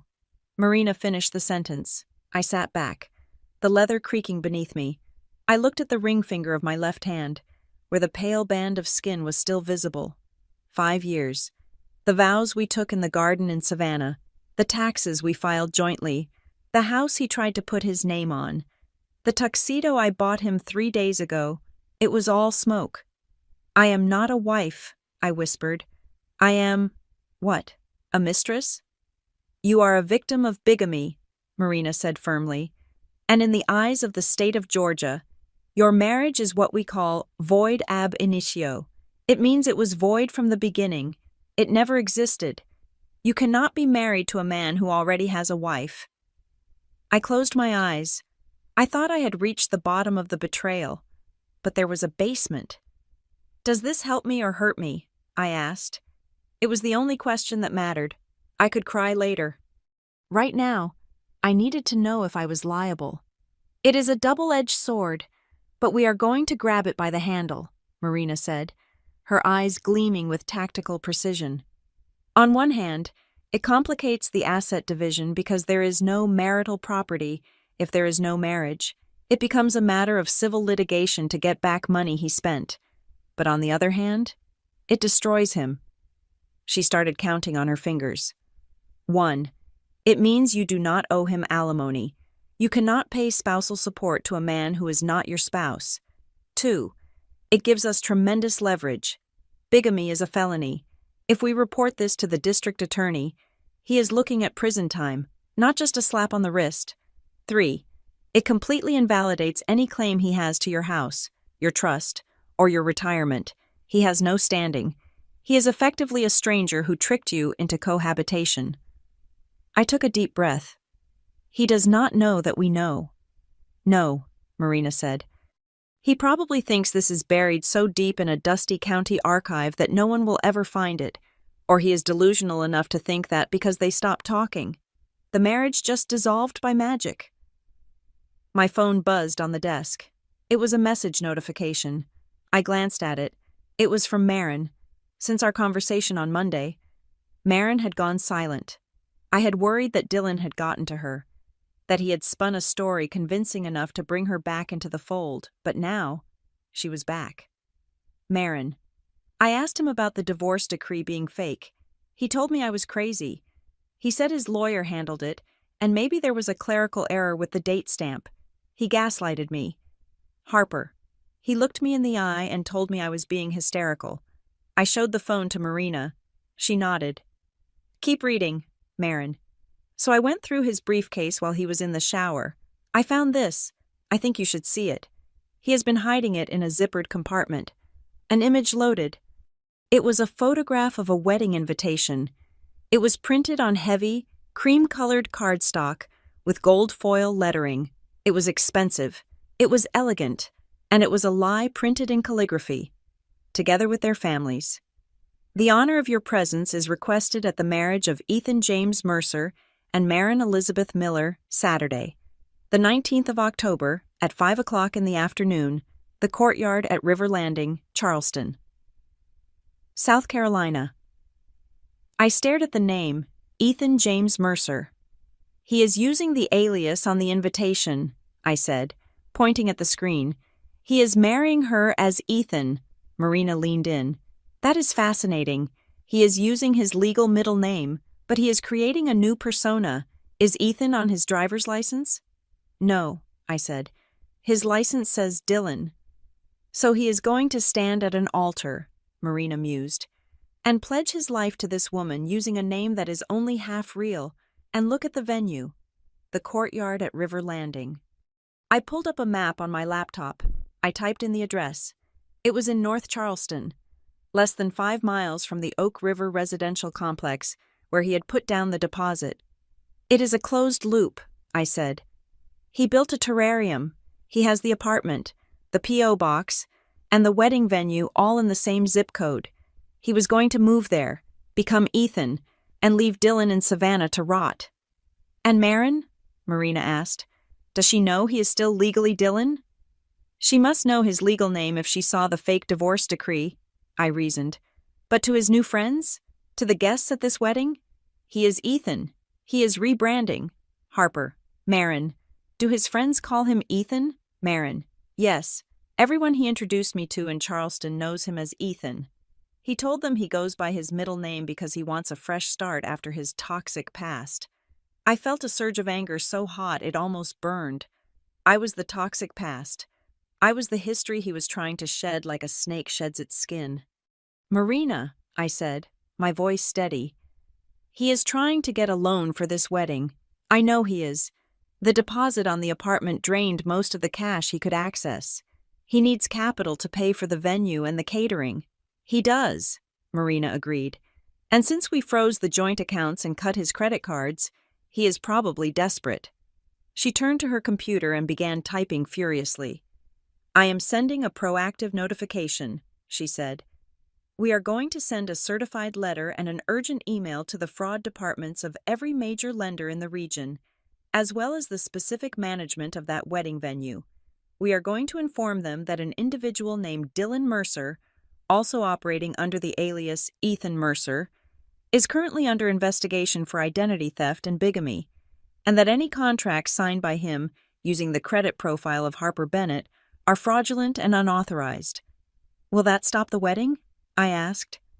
It might not stop the ceremony, Marina said, hitting the enter key with a satisfying clack. But it will definitely stop the open bar, and more importantly, it creates a paper trail. If he takes money from anyone now, he is doing it with us having flagged him. It makes the prosecution easier later. Just then, the receptionist knocked on the door. She looked apologetic. Ms. Klein, she said. A process server just walked in. He has papers for Ms. Bennett? I froze. A process server? Here? Send him in, Marina said, her face unreadable. A man in a windbreaker walked in, handed me a thick envelope, muttered, "You have been served," and walked out. I held the envelope.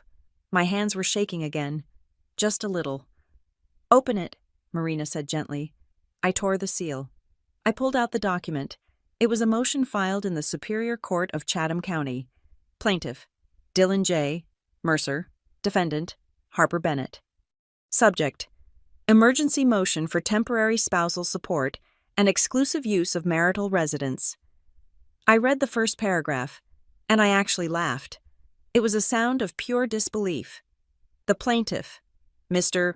Mercer, asserts that the defendant, Ms. Bennett, has engaged in constructive abandonment by changing the locks on the marital home without notice, thereby rendering him homeless. Furthermore, the plaintiff asserts that he has become accustomed to a standard of living during the marriage that he can no longer maintain due to the defendant's vindictive financial freezing of assets. The plaintiff requests immediate temporary support in the amount of $5,000 per month, plus legal fees, and an order granting him access to the residence. He is suing me for alimony, I said, dropping the papers on the desk. He is suing me for $5,000 a month because I locked him out of the house he does not own. Marina picked up the motion. She read it, her eyes scanning the legal boilerplate. A slow, shark-like smile spread across her face. "Oh, Dylan," she whispered, "you absolute moron." "Why?" I asked. "This looks serious. He is claiming I abandoned him. Do you see what he did?" Marina pointed to the header. He filed this as a divorce action. He swore under oath, because these verified complaints are sworn statements, that he is legally married to you. She looked at me, her eyes dancing with triumph. He just perjured himself, she said. He just went on record, in a court of law, stating that he is your lawful husband. When we present the evidence that he is actually still married to Sarah in Ohio, this entire motion does not just get dismissed, it becomes evidence of fraud on the court. So he walked into a trap? He built the trap. Harper, he stepped into it, and now he is asking the judge to close the jaws on his leg. She tossed the motion back onto the desk. He wants $5,000? Marina laughed. He needs that money for Marin.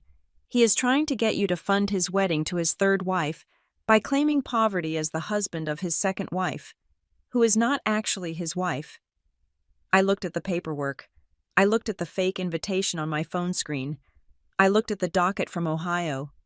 He is going to lose everything, I said. Not just me, not just Marin. He's going to lose his freedom. That is the plan, Marina said. But he thinks he is winning. He thinks this motion is going to scare you into settling. He thinks you are going to write him a check just to make him go away because you hate conflict. I stood up. I walked to the window and looked out at the rain. The city looked gray and washed out, but inside the office, everything was crystal clear. I do not hate conflict, I said, realizing it was true. I hate inefficiency, and Dylan Mercer is the most inefficient thing that has ever happened to me. I turned back to Marina. Draft the response, I said. Do not tell him about Sarah yet. Let him walk into the hearing thinking he is the victim. I want to see his face when you tell the judge that he has 2 wives and 0 shame. With pleasure, Marina said. I picked up my purse. I had a lot to do. I had to go home, pack up the rest of his clothes, and wait for the storm to break. Dylan Mercer was playing a role. He was playing the heartbroken husband, the victim of a controlling woman. He was playing Ethan, the fresh-faced fiancé, but he had forgotten his lines. And next week, in front of a judge, we were going to prompt him. The courtroom smelled of floor wax, old paper, and stale anxiety. It was a sterile environment, stripped of the emotional clutter that usually accompanies a breakup, which is exactly why I preferred it to the chaos of my living room. I sat at the plaintiff's table, technically the respondent's table today, since Dylan had filed the emergency motion, next to Marina. She looked predatory in a charcoal suit that was sharp enough to cut glass. On the other side of the aisle, Dylan sat with his lawyer, a man named Mr. Sterling, who wore a tie that was a little too bright and a smile that was a little too practiced. Dylan looked impeccable. He had chosen a soft gray suit, one that I had not bought him, and he wore an expression of wounded dignity. He did not look like a man who had been caught leading a double life. He looked like a man who had been locked out of his castle by a hysterical woman. The judge, the Honorable Evelyn Vance, was a woman in her 60s with reading glasses perched on the end of her nose and a reputation for having 0 tolerance for theatrics. She shuffled the files in front of her, the sound loud in the quiet room. Mr. Sterling stood up first. He buttoned his jacket with a flourish. Your Honor, he began, his voice smooth and projecting to the back of the room. We are here today because my client, Mr. Mercer, has been the victim of sudden and vindictive financial abuse. His wife, Ms. Bennett, has unilaterally seized the marital home, frozen joint assets, and left him without access to the funds necessary for his daily survival. She has acted out of spite, driven by unfounded jealousy, to punish a man whose only crime was working hard to provide for their future. I watched Dylan. He kept his head down, studying his hands, playing the role of the battered husband to perfection. He wiped a non-existent tear from the corner of his eye when Sterling used the word survival. We are requesting, Sterling continued, that the court order immediate access to the residence in Savannah, the unfreezing of the joint checking account, and temporary spousal support in the amount of $5,000 a month to maintain the status quo. Judge Vance looked over her glasses at us. Ms. Klein, your response? Marina did not stand up immediately. She arranged 3 stacks of paper in front of her. Then she rose. Your Honor, the status quo Mr. Sterling refers to is a fiction, Marina said, her voice cool and level. We are not here to dispute that Ms. Bennett froze the accounts. We are here to prove that she did so as a necessary measure to prevent criminal fraud and identity theft. Fraud? Sterling scoffed. This is a domestic dispute, Your Honor, not a criminal trial. It becomes criminal when the plaintiff uses my client's social security number to apply for loans claiming he is single, Marina shot back, and when he attempts to wire $6,500 of marital funds to a luxury apartment complex in another city, for a life he intends to live without her. Marina walked to the podium. She did not use adjectives. She used timestamps. Exhibit A, she said, handing a file to the bailiff. A video taken last Saturday at a wedding reception in Charleston. In it, Mr. Mercer introduces his wife of 5 years as just a friend. This establishes his intent to publicly disavow the marriage. Exhibit B, she continued, the rhythm of her voice speeding up. A wire transfer attempt initiated 2 hours later to Oak River Residential. This was not an investment property, as Mr. Mercer later claimed. We have the lease application here. It lists the occupants as 2 adults. Neither of them is Harper Bennett. Exhibit C, she said, dropping the heaviest pile. A credit inquiry from Palmetto Auto Finance, dated 4 days ago. The applicant, Dylan Mercer, checked the box for single and used Ms. Bennett's income to qualify for the loan. That is federal bank fraud, Your Honor. Dylan shifted in his seat. He whispered something to Sterling, who looked annoyed. This is all circumstantial, Sterling argued. Checking a box by mistake is not fraud. And the apartment? A surprise for his wife that she ruined. We anticipated that defense, Marina said. Which is why we have a witness. Dylan's head snapped up. He looked at the door. He expected, perhaps, a bank teller or a neighbor. The bailiff opened the double doors. Marin walked in. She was not wearing the green dress from the wedding. She was wearing a black turtleneck and slacks.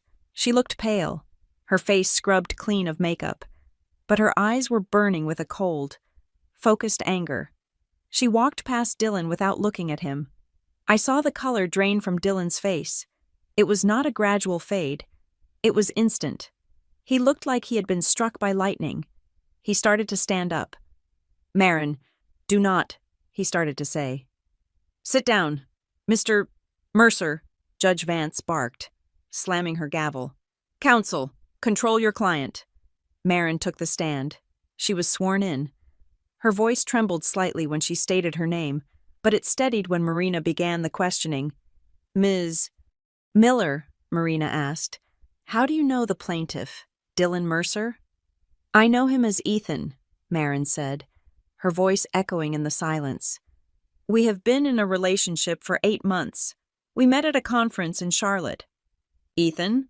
Judge Vance asked, writing something down. Yes, Your Honor, Marin said. He told me his name was Ethan James Mercer. He told me he was divorced. He told me his ex-wife was a controlling narcissist who refused to sign the papers, but that the court had finally granted the decree last month.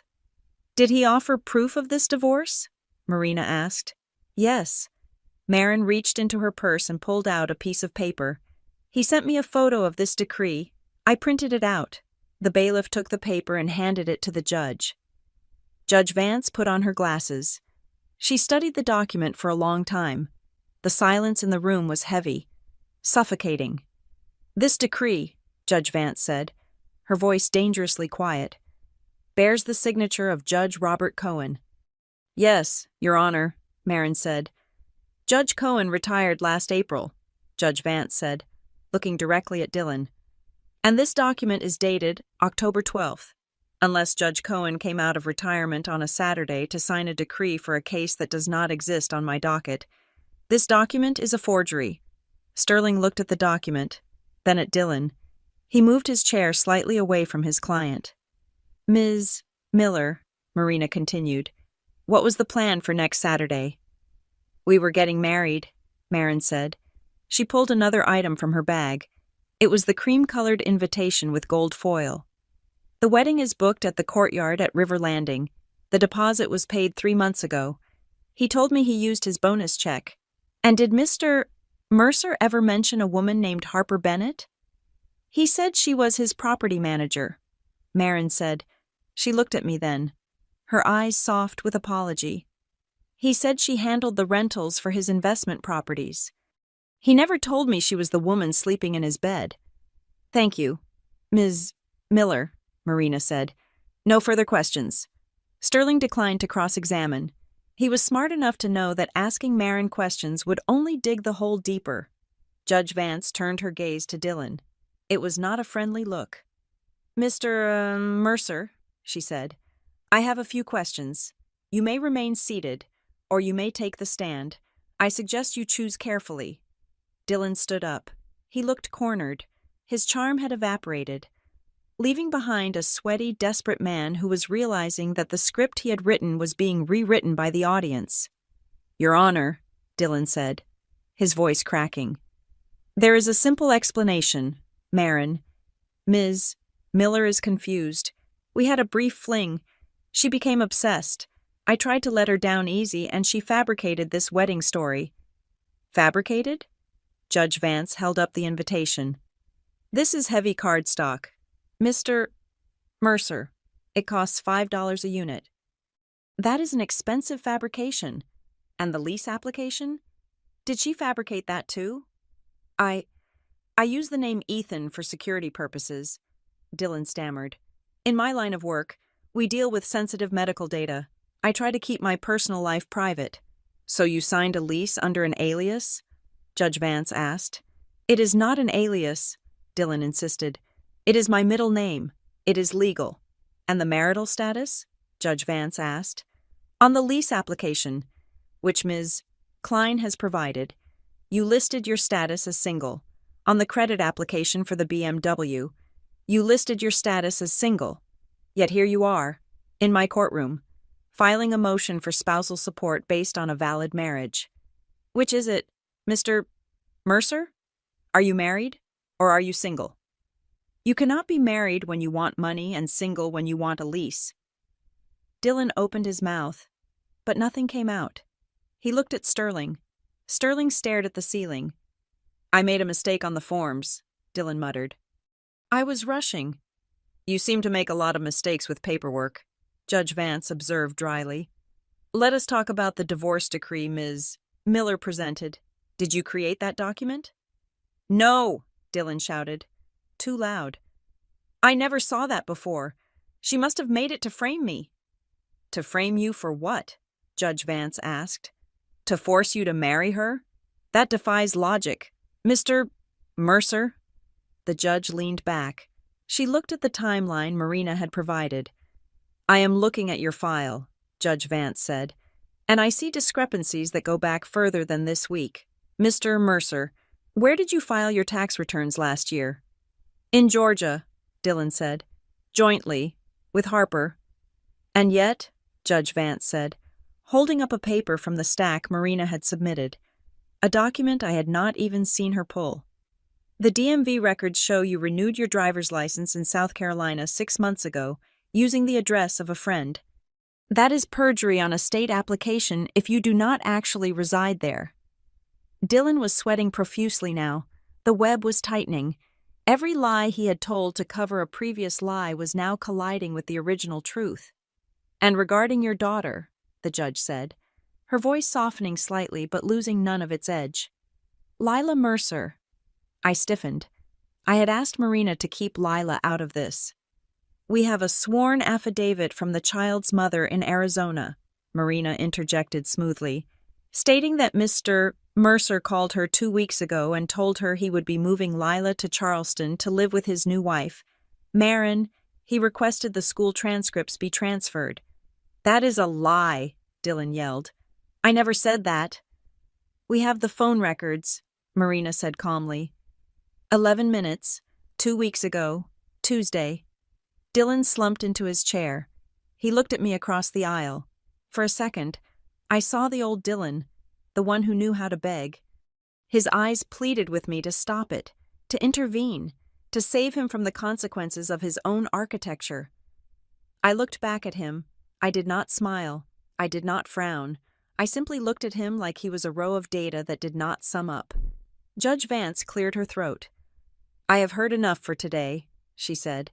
"The court finds the plaintiff's testimony to be inconsistent, contradictory, and frankly, insulting to the intelligence of this bench."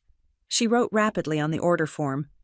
"First," she said, "the request for temporary spousal support is denied.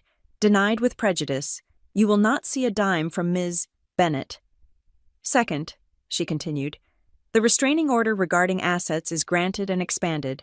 Mr. Mercer, you are hereby enjoined from accessing, selling, encumbering, or transferring any assets held jointly or individually by Ms. Bennett. You are also ordered to return the $6,500 attempted transfer immediately.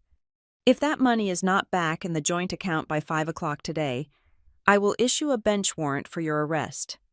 Third," she said, looking over her glasses, "I am referring the matter of the fraudulent divorce decree and the credit applications to the district attorney's office for investigation into fraud and forgery. That is not my jurisdiction today, but I will make sure it becomes someone's jurisdiction tomorrow." Sterling put his head in his hands. "And finally," Judge Vance said, "Mr. Mercer, you are to vacate the marital residence immediately. You are granted 1 hour, supervised by a sheriff's deputy, to retrieve personal effects, clothing and toiletries only, no electronics, no documents." She slammed the gavel. "Court is adjourned." The sound cracked through the room like a gunshot. Dylan sat frozen. Marin stood up, gathered her purse, and walked out without looking back. She had gotten her closure. She had seen the monster in the light. I stood up. I felt light. The weight of his lies was no longer on my shoulders. It was on the public record. Marina packed her files. She leaned in close to me, her voice a low whisper that Dylan could not hear. "He thinks that was the worst of it," she said. "He thinks he just lost the money and the girl." She glanced at Dylan, who was arguing with his lawyer in hushed, frantic tones. "Wait until the next hearing," Marina whispered, "when we tell the judge about Sarah." "You did not bring it up today," I noted. "No," Marina smiled, and it was a terrifying thing. "Today was about discrediting him. Today was about proving he is a liar. Next time we prove he is not even a husband. He just admitted on the record, under oath, that he is married to you. He just solidified the bigamy charge himself." She snapped her briefcase shut. "He just dug his own grave. Harper, all we have to do now is push him in." I looked at Dylan one last time. He was red-faced, pointing a finger at Sterling's chest. He looked small. He looked ordinary. I turned and walked out of the courtroom. The air in the hallway was cool and clean. I took a deep breath. It was the first breath of air I had taken in 5 years that did not belong to him. The final hearing took place on a Tuesday that felt less like a legal proceeding and more like a funeral for a lie that had lived too long. The courtroom was the same. The judge was the same. But the energy had shifted. In the previous session, Dylan had been desperate, fighting for money. Today, he sat in his chair with a strange, brittle stillness, as if he knew the structural integrity of his life had been compromised, and one wrong move would bring the whole building down. Mr. Sterling, his lawyer, looked tired. He did not arrange his papers with his usual flourish. He looked like a man who had not been paid his retainer and knew, deep down, that he never would be. Marina Klein stood up. She did not need theatrics today. She held a single file folder, the thin one she had shown me in her office. "Your Honor," Marina said, her voice clear and carrying to the back of the room, "we are not here today to debate the division of assets. We are not here to debate alimony. We are here to address a matter of jurisdiction and validity." Judge Vance looked over her spectacles. "Proceed. Ms. Klein, in our previous session, Mr. Mercer filed a motion for spousal support based on his marriage to my client, Harper Bennett," Marina said. "He swore under oath that he is her lawful husband. However, new evidence has come to light that renders that claim not only false, but perjurous. She walked to the bench and handed the file to the bailiff. I present to the court a certified docket from the Court of Common Pleas in Franklin County, Ohio, Marina continued. It details a marriage between Dylan James Mercer and a Ms. Sarah Jenkins, dating back to 2004. It also details a divorce petition filed that same year. Dylan flinched. It was a small movement, a twitch of his shoulder, but in the stillness of the room, it was screaming. And here is the crucial detail, Marina said, turning to look directly at Dylan. That petition was dismissed for want of prosecution in 2006. There was no final decree. There was no dissolution. Unless Mr. Mercer can produce a death certificate for Sarah Jenkins, who is currently a third-grade teacher in Cleveland, he is still legally married to her. The silence that followed was absolute. The court reporter stopped typing. Mr. Sterling closed his eyes and pinched the bridge of his nose. Therefore, Marina concluded, his marriage to Harper Bennett in 2019 was void ab initio. It was invalid from the moment the vows were spoken. You cannot divide marital property, Your Honor, because there never was a marriage. Judge Vance picked up the document. She read it slowly. When she looked up, her expression was not one of anger, but of cold, administrative finality. Mr. Sterling, the judge said quietly, do you have a response? Sterling stood up halfway. I was not aware of this prior marriage. Your Honor, I need a recess to consult with my client. Denied, Judge Vance said. The document speaks for itself. Mr. Mercer, stand up. Dylan stood. He looked smaller than I had ever seen him. The confident sales director, the man who could charm a room, was gone. In his place was a man who had forgotten to close the loop. Is this true? The judge asked. Are you still married to Sarah Jenkins? We broke up, Dylan whispered. We stopped talking. I thought it just went away. It was 15 years ago. Marriage does not just go away like a mild cold. Mr. Mercer, Judge Vance snapped. It is a legal contract, and because you failed to terminate it, you have committed bigamy. You have defrauded this court. And you have defrauded Ms. Bennett. The gavel came down, not with a bang, but with a heavy, decisive thud. The marriage between Harper Bennett and Dylan Mercer is hereby declared void. The judge ruled. Ms. Bennett owes you nothing. There is no alimony. There is no division of her assets. The house in Savannah remains her sole property. The trust remains her sole property. She shifted her papers. However, the issue of fraud remains. Mr. Mercer, you are ordered to repay the $6,500 taken from the joint account, plus legal fees incurred by Ms. Bennett to defend herself against your frivolous motion. I am also freezing your personal assets until these debts are satisfied. I do not have the money, Dylan blurted out. You froze everything. I cannot access my accounts. That is a problem for you to solve, Judge Vance said, unsympathetic. And Mr.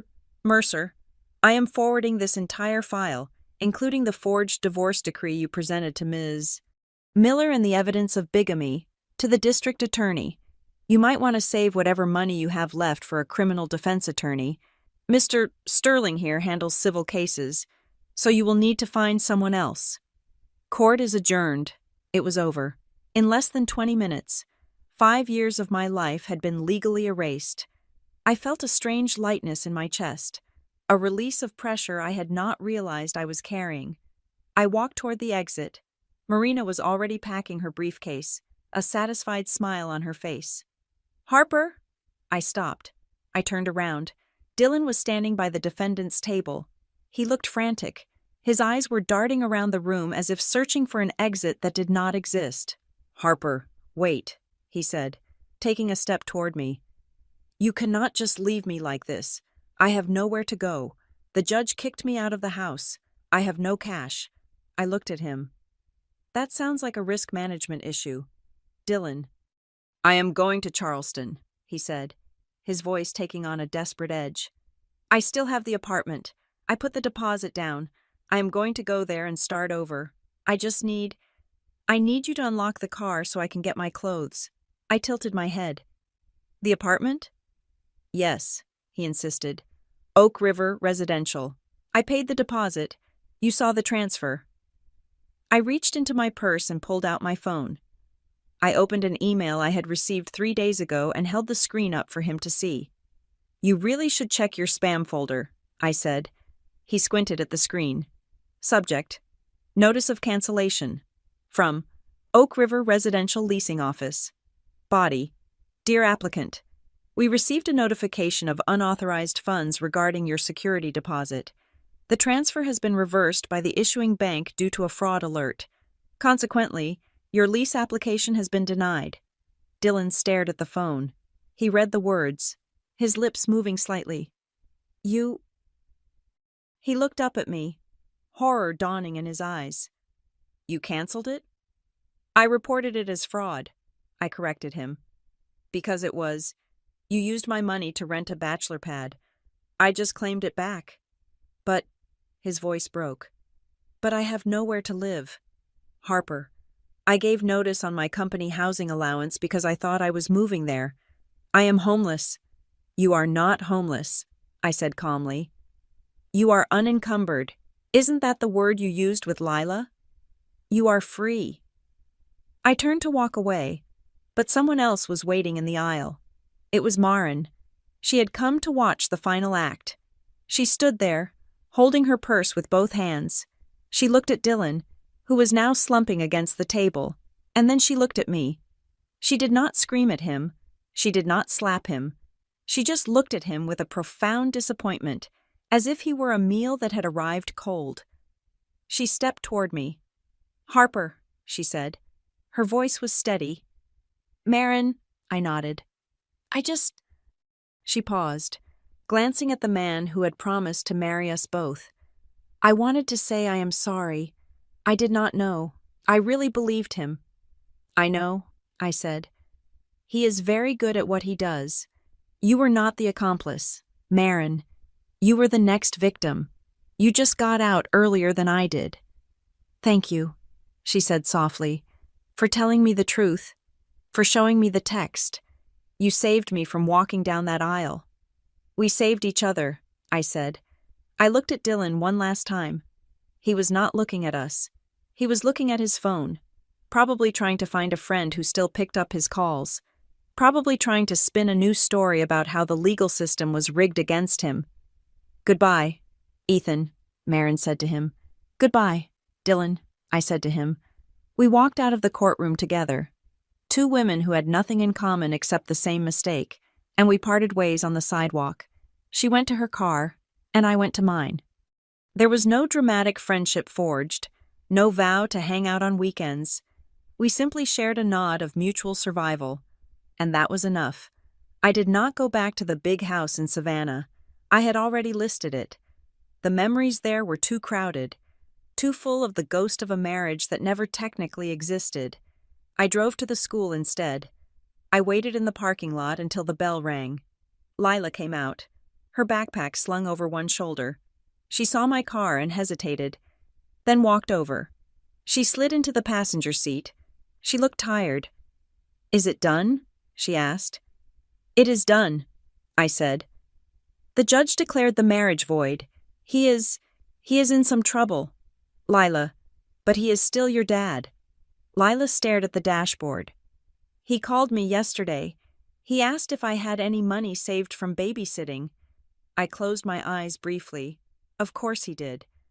I told him no, Lila said. I told him I spent it on books. Good, I said. I reached into the back seat and pulled out a folder. Listen, Lila, I am not your stepmom anymore. Legally, I never was. But that is just paperwork.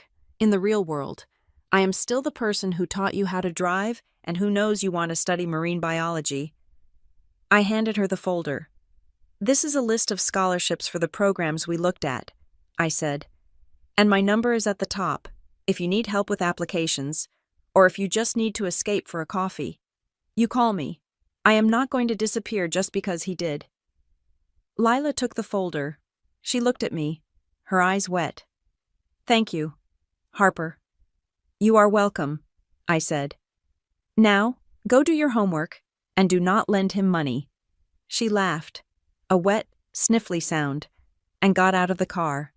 I watched her walk away. A girl who was learning the hard way that adults are fallible, but who now knew that she had a safety net that had nothing to do with DNA. 6 months later, the coffee maker gurgled, filling the small kitchen with the scent of roasted beans. I poured a cup and walked out onto the back porch. The new house was small. It was a cottage, really, tucked away in a quiet neighborhood with overgrown azaleas and a porch that needed painting. It was nothing like the Grand Victorian in Savannah. It did not have a guest wing. It did not have a 3-car garage, but it had a deed that sat in a fireproof box in the closet, and on that deed, there was only one name: Harper Bennett.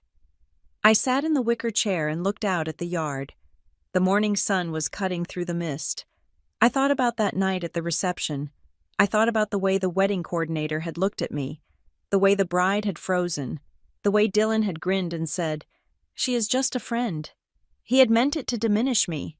He had meant to put me in a box, to label me as something temporary, something insignificant, something that did not require explanation or respect. He had wanted to erase my title to make room for his own narrative. But he was wrong. That sentence did not make me small. It made me see. It was the moment the fog lifted.